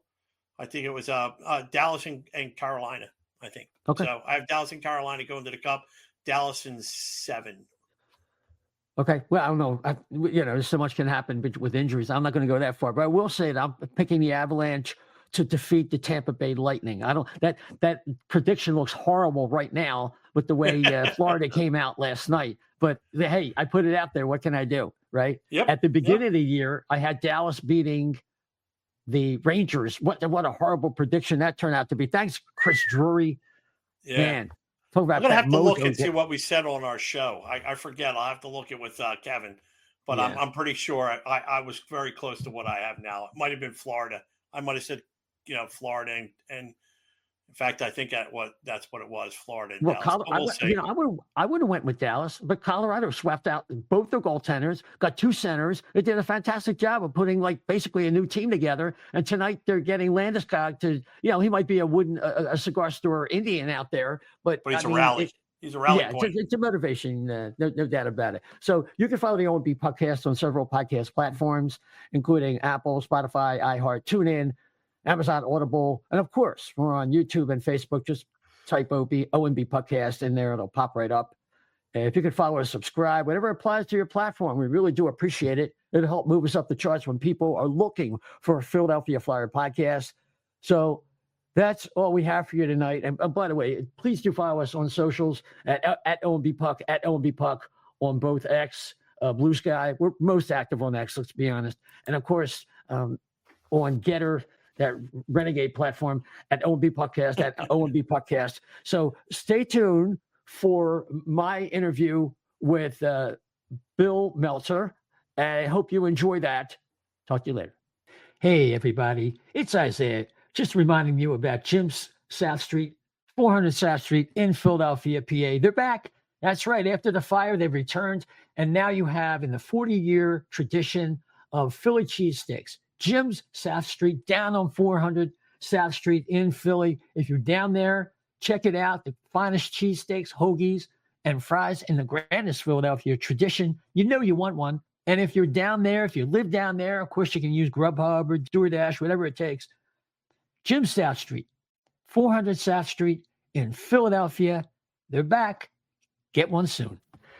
Hey, everybody, it's Isaiah. Hope you enjoyed the show with Chef and I. And like we promised, we have a bonus. We have Flyers NHL contributor, Flyers Alumni Association contributor, and with a new venture very soon, Bill Meltzer. Bill, thanks for coming on the show. Always a pleasure, Isaiah. How you doing? Okay. So the Flyers just completed this season that in a lot of ways is kind of unfulfilling compared to the prior one. Yeah. Yet it seems to offer the first glimpse at Danny Briere and Keith Jones' real vision. And we saw a little bit of that toward the end of the year. And what's your general impression of where they're at right now? I think that it's kind of not, I don't know how much of a storm it'll be, but kind of a calm before the storm, because I do think they said multiple times they want to start adding pieces, right? They're not going to be able to push every button this offseason. That's just not realistic. They're not going to. The Flyers have just so many things that they need. You start with the choice of head coach and the staff, and then you try to meet as many needs as you can. I think that one absolute must is addressing the goaltending. And in terms of, while long-term the team clearly needs a number one center, do they do kind of a stopgap guy who could play up on the lineup for a year or two, and then you look for the long term, or do you try to maybe go the trade or offer sheet route this summer for a guy you would have long term to try to take care of that now, or do you see what's happening a year from now with specifically with Connor McDavid as to whether he re-ups in Edmonton, or maybe have a chance. I mean, one thing Jonesy has said more than once is that so many times we went for the best available guy. It's time we start looking for the best guy, right? That to me is obviously easier said than done. But that first of all, that reminded me of something Ed Snyder would have said, because that was always his mentality. Don't go for the best available, go for the best guy. Can you get him? I don't know. We'll see. A ton of competition and a ton of things between now and then. But even if you were to go that absolute best case scenario route, you have to lure a player like that here, because no player of that stature wants to be part of a rebuild that's still 2 steps back of where the Flyers want to get over the next year. Of course, the other route, as I said, is do you offer sheet somebody? Because if you go for a Mason McTavish, or if you go for a Gabe Velarde moving from wing to center or whatever, you're talking about a really big money 7-year deal, or you do a sign and trade and sign him for 8. But that's that's going to that would be most of your wiggle space there in one deal. So I don't know whether the Flyers plan will play out over 1 year, over 2 years, what will be available to them. I just know that the team, as it looks on the final game of the season, is going to look different by opening night of next year. I'm really interested to see who the next head coach will be, what systems they employ, specifically how they address the power play, because that's been a sore thumb for years. And I'm not blaming Rocky, who I like. I do. I like Rocky. He's a good dude, good hockey guy. But the fact of the matter is that the power play hasn't improved at all. And the power play was last in the league before Rocky got here, so it's not all his fault. I mean, it's been an ongoing problem through a few coaches here, but that's an absolute must-address thing. And you don't need a ton of talent to have a respectable power play. I go back to Seattle a year ago, and they were at 20% power play. Calgary was one of the lowest scoring teams in the NHL this year, but they had a 20% power play. So you can improve the power play. And I'm not talking about 14%, 15%. I mean, nowadays, even a 20% power play is the bottom third of the league. But even if you get to 18%, which would put you in the bottom 10, bottom 7 or 10, still that would be a massive improvement. That to me would be worth about 7 more points a year. So I think that there are things that they can do that's kind of in their reach to do. But I want to see how it gets done, because we can talk about adding pieces from here till June, but I want to see what they add, how they go about it, how much it's going to cost them on the cap, what return you have to give up, and how the long-term plan takes shape. Whether it's the center, the goaltending piece, ultimately trying to add another top 3 defenseman. If you can't get a number 1, but another real higher end guy. I mean, these are all huge challenges. Absolutely. That I think that it's time for Danny and Jonesy to start putting this into action. And they're going to be the ones judging those results, because these will be their hires, right? And these will be their acquisitions. It's not carryovers from a previous regime anymore. Yeah, I can see that.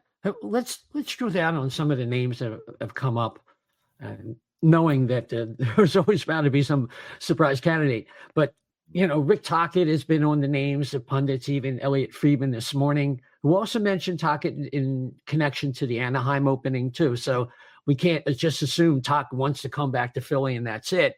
Anaheim may, in the opinion, in Tocchet's opinion, be ahead, and that might be more attractive. We don't know. There's interim coach Brad Shaw. There's Pat Ferschweiler, who has NHL experience, unlike somebody like David Carl, for all of his success, that doesn't have any NHL experience. What's your feeling looking at a field like that? Well, I also had Jay Woodcroft. Oh, yeah. That list. I thought it was interesting that the Flyers had him in training camp last year, because going into this past season, and it can be spun any which way you want to spin it, but going into the year, I did not think that no matter what happened this season, that John Tortorella was going to finish his contract as head coach. Because he had a situation in Columbus where he was a lame duck coach, and he said in hindsight he would never want that. He never would have wanted that situation again. Players don't have to listen to you when you're a lame duck coach. And as a guy who is now 20 years removed from his last significant success in the NHL, who's the oldest coach in the league. Actually, Lindy Roth is now the oldest coach in the league after Torts was let go. Mm-hmm. It didn't portend any kind of a long-term extension, really extending beyond this year. So I kind of thought all along, you're looking for a successor. Before anything went down with Torts this past year, I kind of thought you're looking at guys who, if Tortorella stayed around in a hockey operations advisory role, obviously that's out the window now, but you were looking for a long-term successor for him. And when they brought Woodcroft into camp, and you know, yes, it was towards his invite, and maybe to a degree it was, but the front office all wanted to see him too. It was a guy who had success in Edmonton, you know, so he's been through some of the ups and downs. He was still there when they were kind of coming out of a rebuild too. So a very long-term rebuild, I might add. Yeah, but, boy, did that go on. Yeah, for a long time. But so his name doesn't come out there much, but it's a guy who's had success as an NHL head coach. Might be a guy who's still young enough where, as you come out of the rebuild, could be with you for a while if it all works. So that's a name that I want to put out there, other than the other names that you're hearing.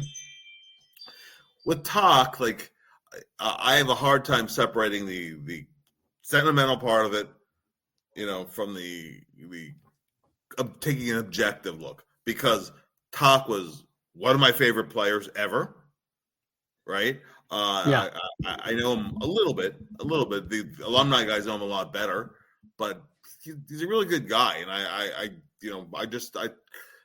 I find him very honest and refreshing and all those kind of things, right?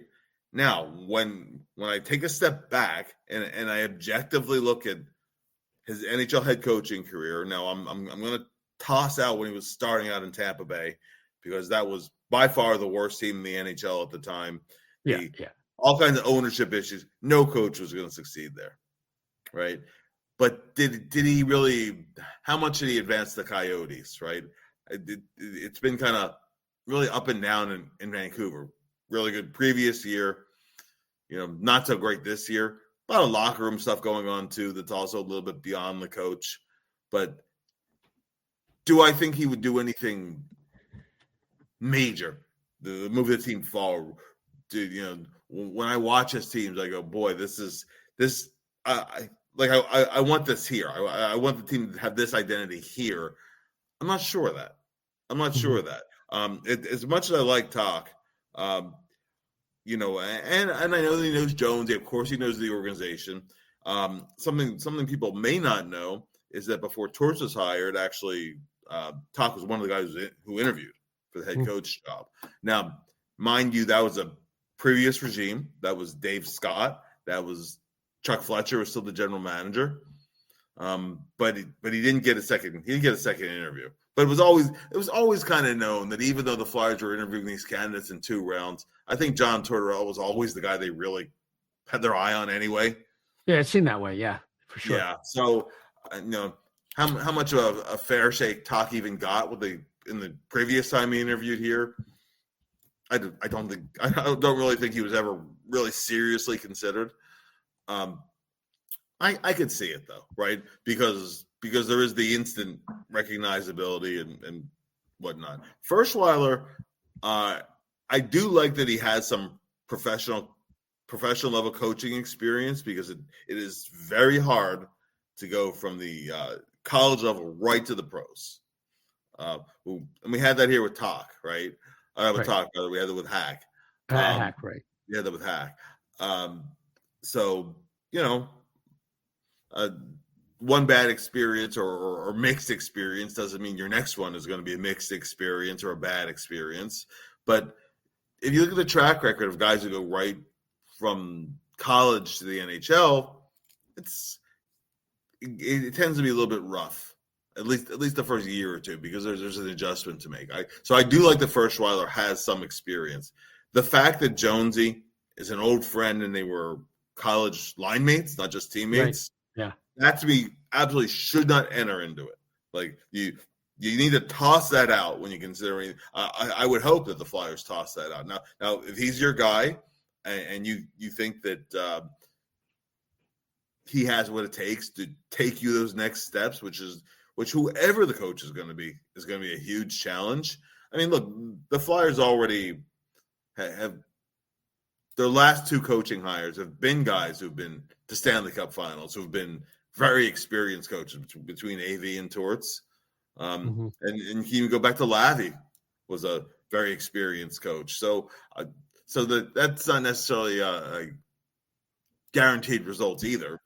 Hiring the really experienced guy. That's why I kind of think towards the middle. Like a guy who has some experience level, but is not so set in his ways of doing things that he may not be capable of adapting.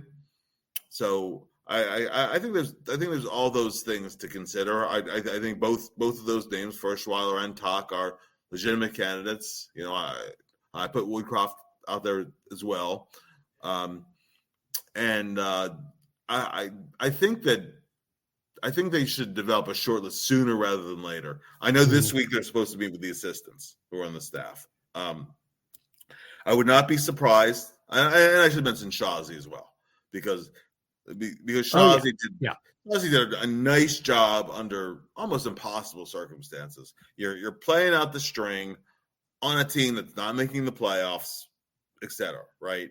And I do think that his little bit of lighter touch was actually really needed at that time to get through the season.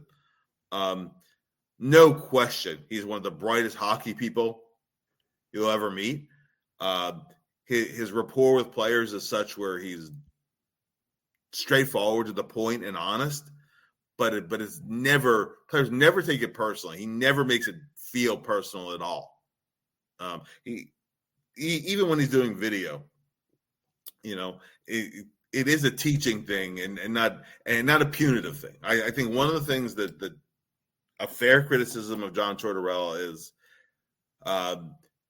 he would sometimes select who he would target in the video based on who were guys in his good graces and who weren't.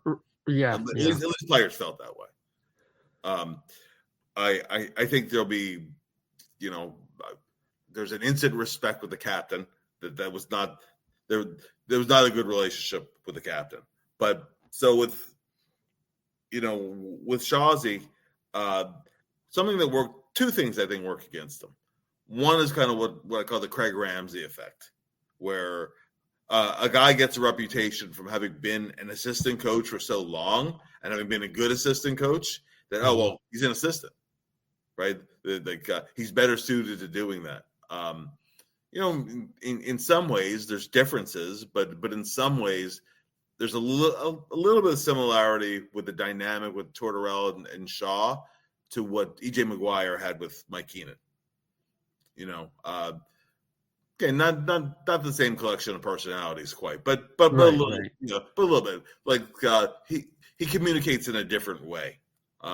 With Shaw, everything is very detailed, very, I don't say clinical. I don't think that's the right choice of terms, but I do think that it comes from a more cerebral approach. I think that's a fair way of putting it.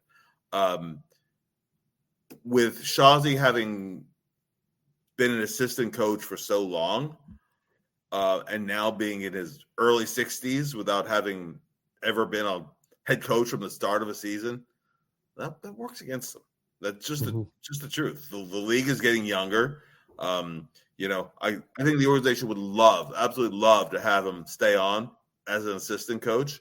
One of the more encouraging things that I think came out of the exit day press conferences were Brad saying, "Yeah, if it's not in the cards to be the head coach, I would have interest potentially in coming back in as an assistant coach," which is great because he's done. I agree. He's been really good with the defenseman. He's been good with the penalty kill, and just that kind of cerebral approach that he brings can balance off whatever head coach he works with. I don't think there's a head coach candidate around other than sometimes like Lavi always had Kevin McCarthy come along with him everywhere he went for a number of years, for a long time. So unless the next head coach absolutely has somebody that has to be that guy, I don't think anybody at all would object to Brad Shaw. Now, as for the rest of the staff, I don't know, right? I think that Kim Dillabaugh will at least get one more year as the goalie coach. Darryl Williams is a good coach and a good communicator, but that's one of those roles that sometimes you would assign that could be the head coach's choice if the defense coach is management's choice. So I'm really interested to see how those meetings go and And then once you get your staff in place, that's when I think you can move forward on personnel.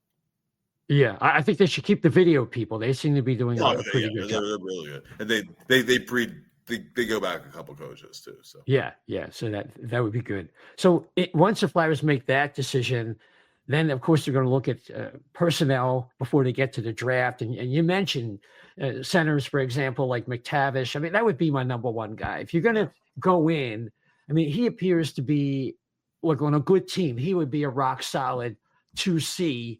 A really good 2C, maybe a lower level, a low 1C. end 1C. But then we get into, is it the best available or the best, right? Because in order to put together either an offer sheet that wouldn't get matched on a team that has cap space, right, or to use the threat of an offer sheet without actually making one is leverage to try to create a trade, right? Well, they do have John Gibson. Yeah, they do have John Gibson. That's a contract they probably want to get rid of, right? Yeah, no, for sure. And older goalie, injury issues. He's not actually as old as I thought he was, though, because it feels like he's been around forever. But that's a guy who could. I mean, because I think wherever the Flyers look with the next goalie, that will be a guy more of a short-term arrangement, a year, right? Yeah, 2 years, that kind of thing. So I mean, that is a possibility that's one of those areas where they might be able to put something together. I'd be interested, and we wouldn't have intel on it necessarily, even in back channels, because what you get is often comes with an agenda, but as to what players other teams are targeting. And I'll tell you this as well. Mm-hmm. It's a two-way street with offer sheets. And the Flyers do have to be mindful specifically in terms of Tyson Forster. Because I think this would be the year you'd have to extend him long-term.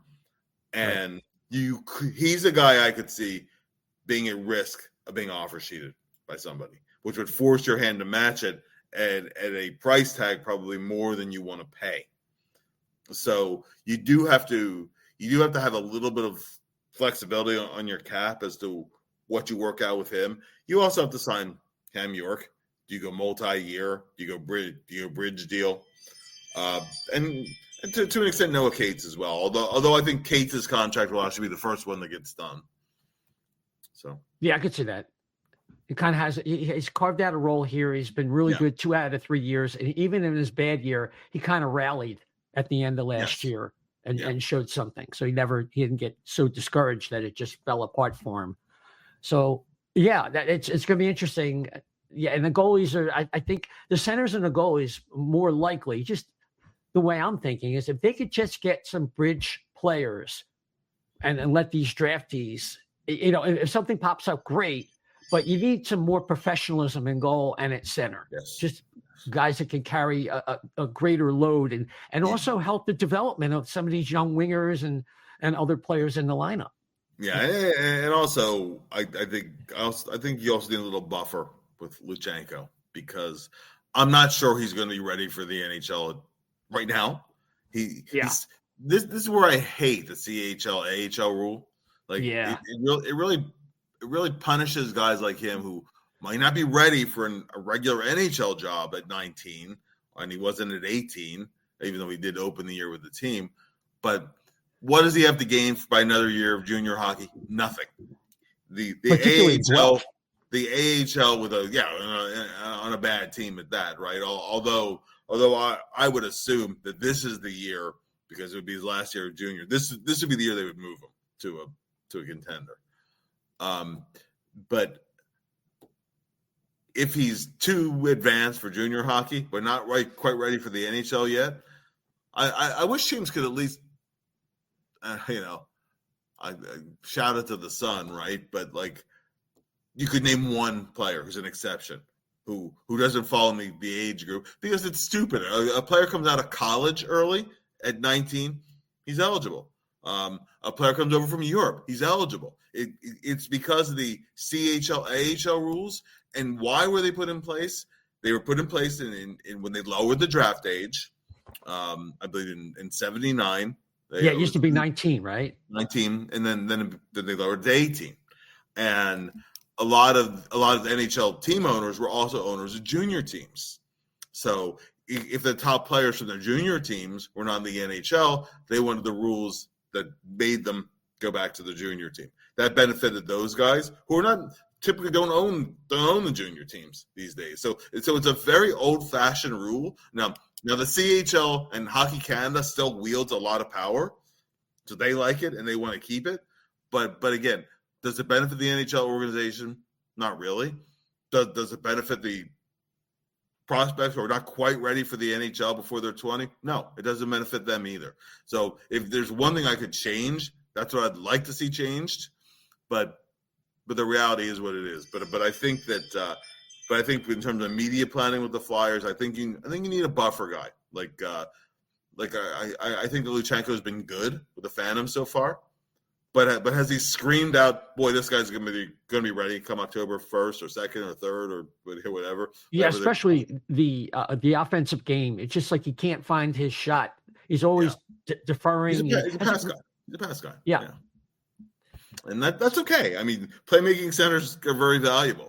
But certainly improving his shot or being more willing to shoot is one of the things that he has to work on. That's something that would be a good thing for him to work on in the American League or wherever. So I don't want a situation where you're going to come out of camp and just because of necessity, because of other moves that were made, now all of a sudden you have him playing 16 to 18 minutes a night in your top six. I don't know that benefits the Flyers. I don't know that benefits him. So I'd have interest in seeing that shorter term kind of guy. And I will put a name out there, not that he necessarily would come here, not resign or whatever, but Brock Nelson to me would be a perfect stopgap guy on a 2-year deal. I know he's on the downside now. He's slowing down, but that's the guy who, and maybe I saw him with the Islanders too much playing against the Flyers and punishing them because it seemed like Nelson and Anders Lee would just kill the Flyers. Yeah. Everybody would talk about Barzal, but Barzal to me was always up and down. He'd have games where he dominated against the Flyers and games where you didn't even notice him. But it seemed like almost every time they played them, Lee and or Nelson. Yeah, Lee or Nelson. Right, so I agree. That to me is a player who could be a short-term stopgap while you're seeing how Luchenko develops, while you're seeing what's out there next season, and you're not committed so long-term that you tie your own hands. Again, that's the major impact guy that you want to get is not available right now. That's based on that assumption. Yeah, definitely. So the draft upcoming. When are they drafting? When are they with the lottery? Was it May 5th or May 6th when the second round starts or something like that? So the Flyers are right now sitting at 4th best odds to get the first overall, but they're more likely to get 5th. 5th or 6th. Yeah. Right. And they can't finish 3rd. Is that the way? No, they can finish 3rd, but it's a specific scenario, which I'll explain in a second. Okay. It's a very small percentage, which I will explain in a second. But there's about a 2/3 chance, just based on odds, that the Flyers will pick number 5 or number 6. Everybody's odds are geared towards favor you moving down a spot or two, and we have teams like the Pittsburgh Penguins to thank for that because of their outright tanking years when you're guaranteed the first pick. So they got Mario, right? But and other teams have tanked too. But Pittsburgh always just jumps out at me as a team that did that. But anyway, so the odds are there's a 2/3 chance the Flyers will pick number 5 or number 6. Then after that, the highest odds, number 4, and then 1 or 2. Now, number 3 would require a specific scenario where Detroit would win the first lottery drawing. Remember, they're 13th, so you can't. You can't move up. Where is Detroit? They're number 12. You can't move up. You can't move up more than 10 spots. I think Detroit is 12th. Yeah, I'm looking that up right now. Yeah, but so you can't move up more than 10 spots, so they cannot get the first pick. So if they were to win the lottery for the first drawing, they would get the second pick. That means if you win the second lottery, the highest Flyers could get is the third pick. That's a less than 1% chance because they'd have to draw Detroit first, and they'd have to draw Philadelphia second, which is like 0.3% chance. Right. I knew it's like almost impossible. So it is possible that they would pick third, but it's highly unreal, highly unlikely. But that's the least likely scenario is picking third, but it is mathematically possible. Right. So you think about some of the names of the players that have come up in the minds and in the writing of most of the pundits, like Matthew Schaefer, Michael Misa is a center. Schaefer, I mentioned, is a defenseman and probably has a chance to be a 1D. And then other players like James Higgins, Porter, or Martone, who's a power forward, kind of reminds me a little bit like Bennett Seneke. And maybe if the Flyers had moved down, he'd be a guy who would surprise and be taken higher. And then, of course, there's Anton Frundell. And who'd I leave out? Caleb Denoyer? Caleb Denoyer and he's a possibility. The Flyers get the 6th pick, depending on how the top 5 play out. He's a guy who they liked a year ago. If the Flyers pick 4th or whatever, I think they'll have somebody slotted slightly higher because they'll go by their best available player list. And the Flyers never draft by position in the first round. Whether people think they should or they shouldn't, that's a whole other discussion. But the way the Flyers operate is whoever the top guy on their list is, you cross the position out. If they move down, though, a guy like Denoyer might be there for them. I don't see a guy like McQueen in their top 6 because of the injury issues. Because he had a spinal fracture. He's coming back from. Yeah. I mean that scares me. I'm not taking a risk that high in the draft when we've rolled snake eyes before on players' health. Yeah. Especially last year, Kate Lindstrom had a spinal issue. Yeah, and it's I wouldn't want to lean that way. So it'll be interesting based on how the playoffs go with a team like Edmonton, right? I mean, Flyers having that pick there. How goes Edmonton and Colorado? Yeah, how it goes in Colorado. So you want to have a rooting interest in the playoffs. Root against those teams because it bumps you up a little bit in the draft order. I think the Flyers will land in a good spot, and I don't expect, every year there's like the pundits rankings, and then there's the actual draft, which sometimes is, there's no mystery as to who the top 3-4 guys will be. I think Schaefer is the likely number 1, but I go back to 2013. You read across the board, right? Seth Jones number 1. And Colorado put a warning out ahead of time. We're not necessarily looking that way, and they picked right because they picked McKinnon. Yep. So could this be another draft year where everybody has the D going number 1, but the team actually picking number 1, they like Misa, they like somebody else, and it shakes up the draft order right off the bat. It's not impossible to happen this year. But that being said, I would think that if they do land number 1, it would be the D. It would be Schaefer. And then I think for a little bit there to where the Flyers are likely to pick, I think a guy who is either as a natural center or potentially can play center would probably be best at their list. Higgins, you were hearing about him dropping a little bit. Mm-hmm. And then now it seems like it's been resuscitated a little bit on there. He's not the biggest center, right? He is a center. He's not the biggest center. I know the Flyers want to add size, but I would hope that their assessment of best player available doesn't begin and end with that. and it never does. But I'm saying, like, they wouldn't bump him down over somebody else who, if most of the other things would favor Higgins, but the size question is one where, I mean, teams in general are shying away from, and he's not tiny, right? He's not 5'11", 175 or right. He's average size, slightly smaller than average. So it's not like he's a pint-sized guy, but but he's the guy who I think, whether the Flyers pick 4th, 5th, he could be there for him potentially. So I'm really interested to see how that plays out, and also even though the draft combine doesn't typically change teams' rankings that much, sometimes what changes a team's rankings is when they have the physicals and they find an issue, and then suddenly someone in the top 5 could drop to number 10 or whatever. Yeah, that to me is always an X factor. For a number of years, the interviews told you something. Now everybody is so rehearsed on it.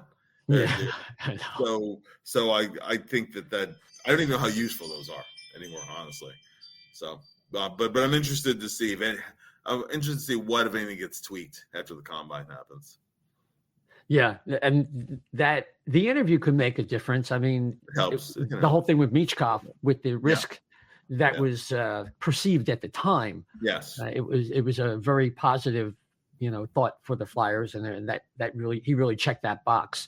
So the Flyers are going to have 7 picks in the first 48 selections, and hopefully they can really build the kind of backlog of players, kind of like in the mold of what the Capitals were able to do by letting them come up in Hershey, and hopefully the Phantoms could become similar. Oh, no, absolutely. And this is a good place for your guys who are not the top end of the first round, right? The Flyers are ultimately going to have to hit on some guys other than the top of the first round too. You look at the organizations that have really grown, had success. I think Tampa Bay is the poster child for that. We have Braden Point, right? Kucherov, not first round picks. Those are guys that obviously they hit home runs on. Who, if you could do some theoretical redraft, they'd be up near the top.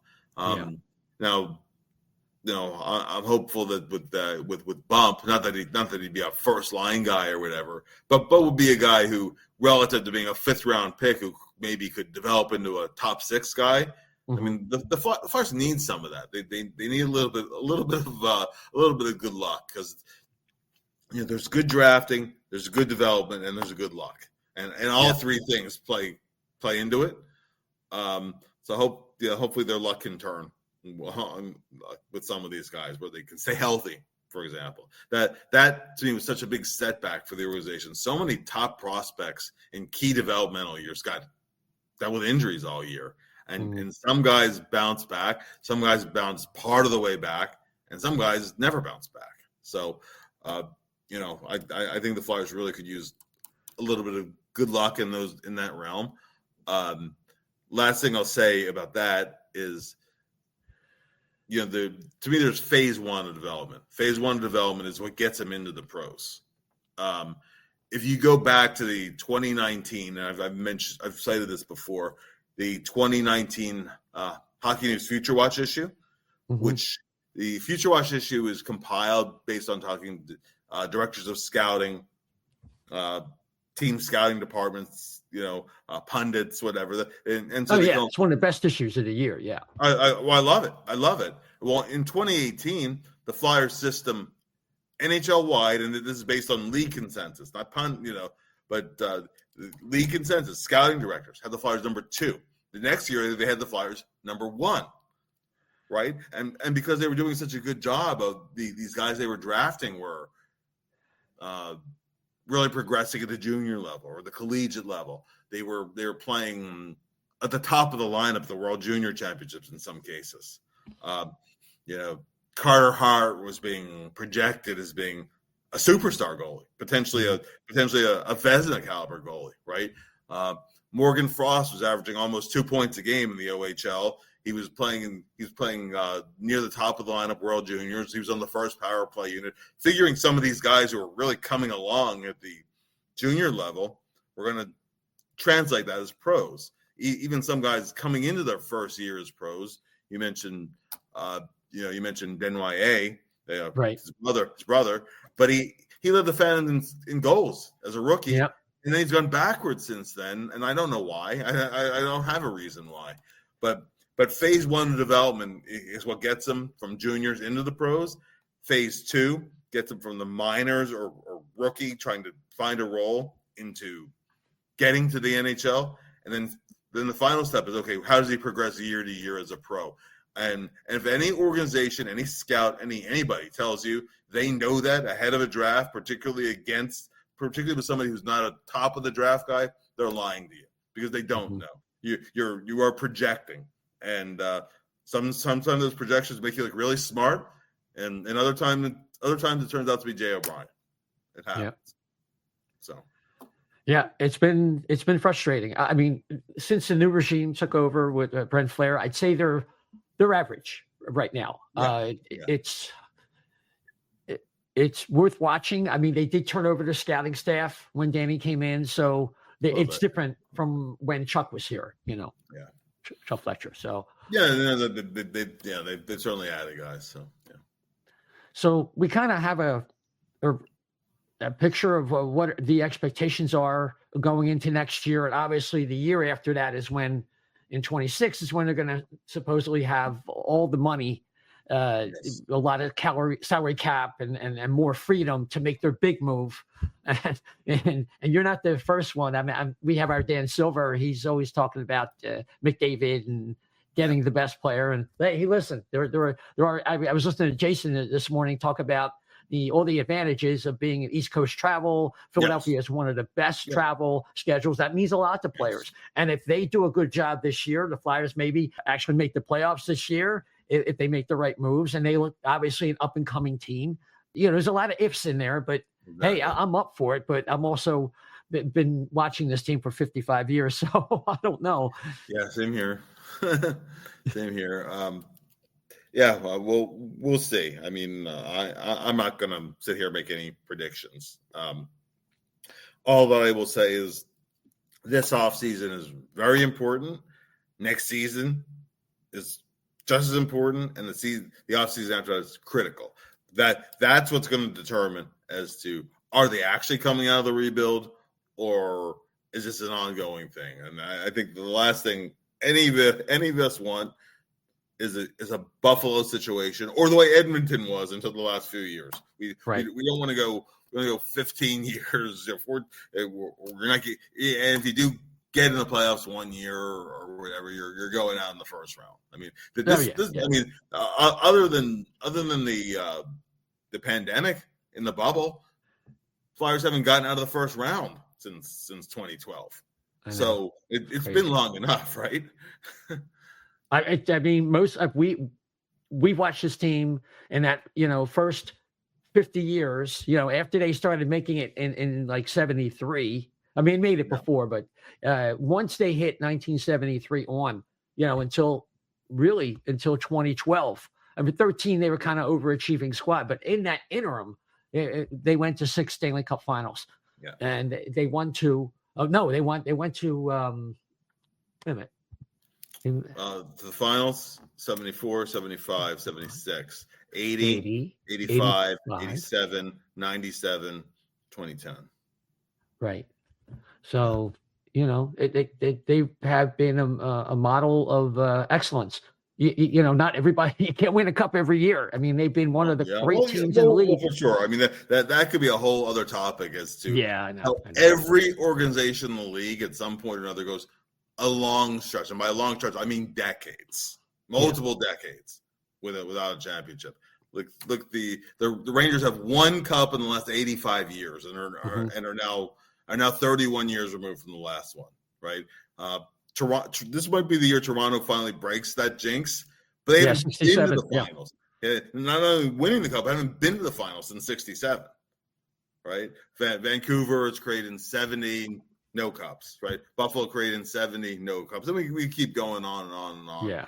You know, Chicago went 50 years at one point themselves without a cup until they beat the Flyers in 2010. So that's the norm, not the exception.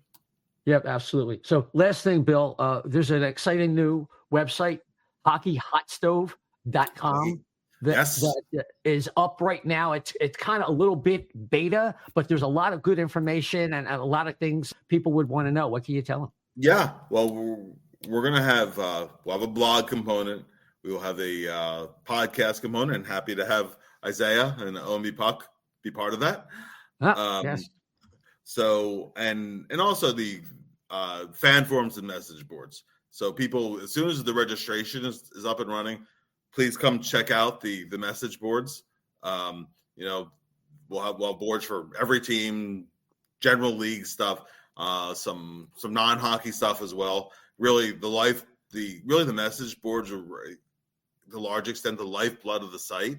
I will say that I go on like the Reddit board sometimes, and I don't like how they're laid out. I don't like I find like, well, where are the replies?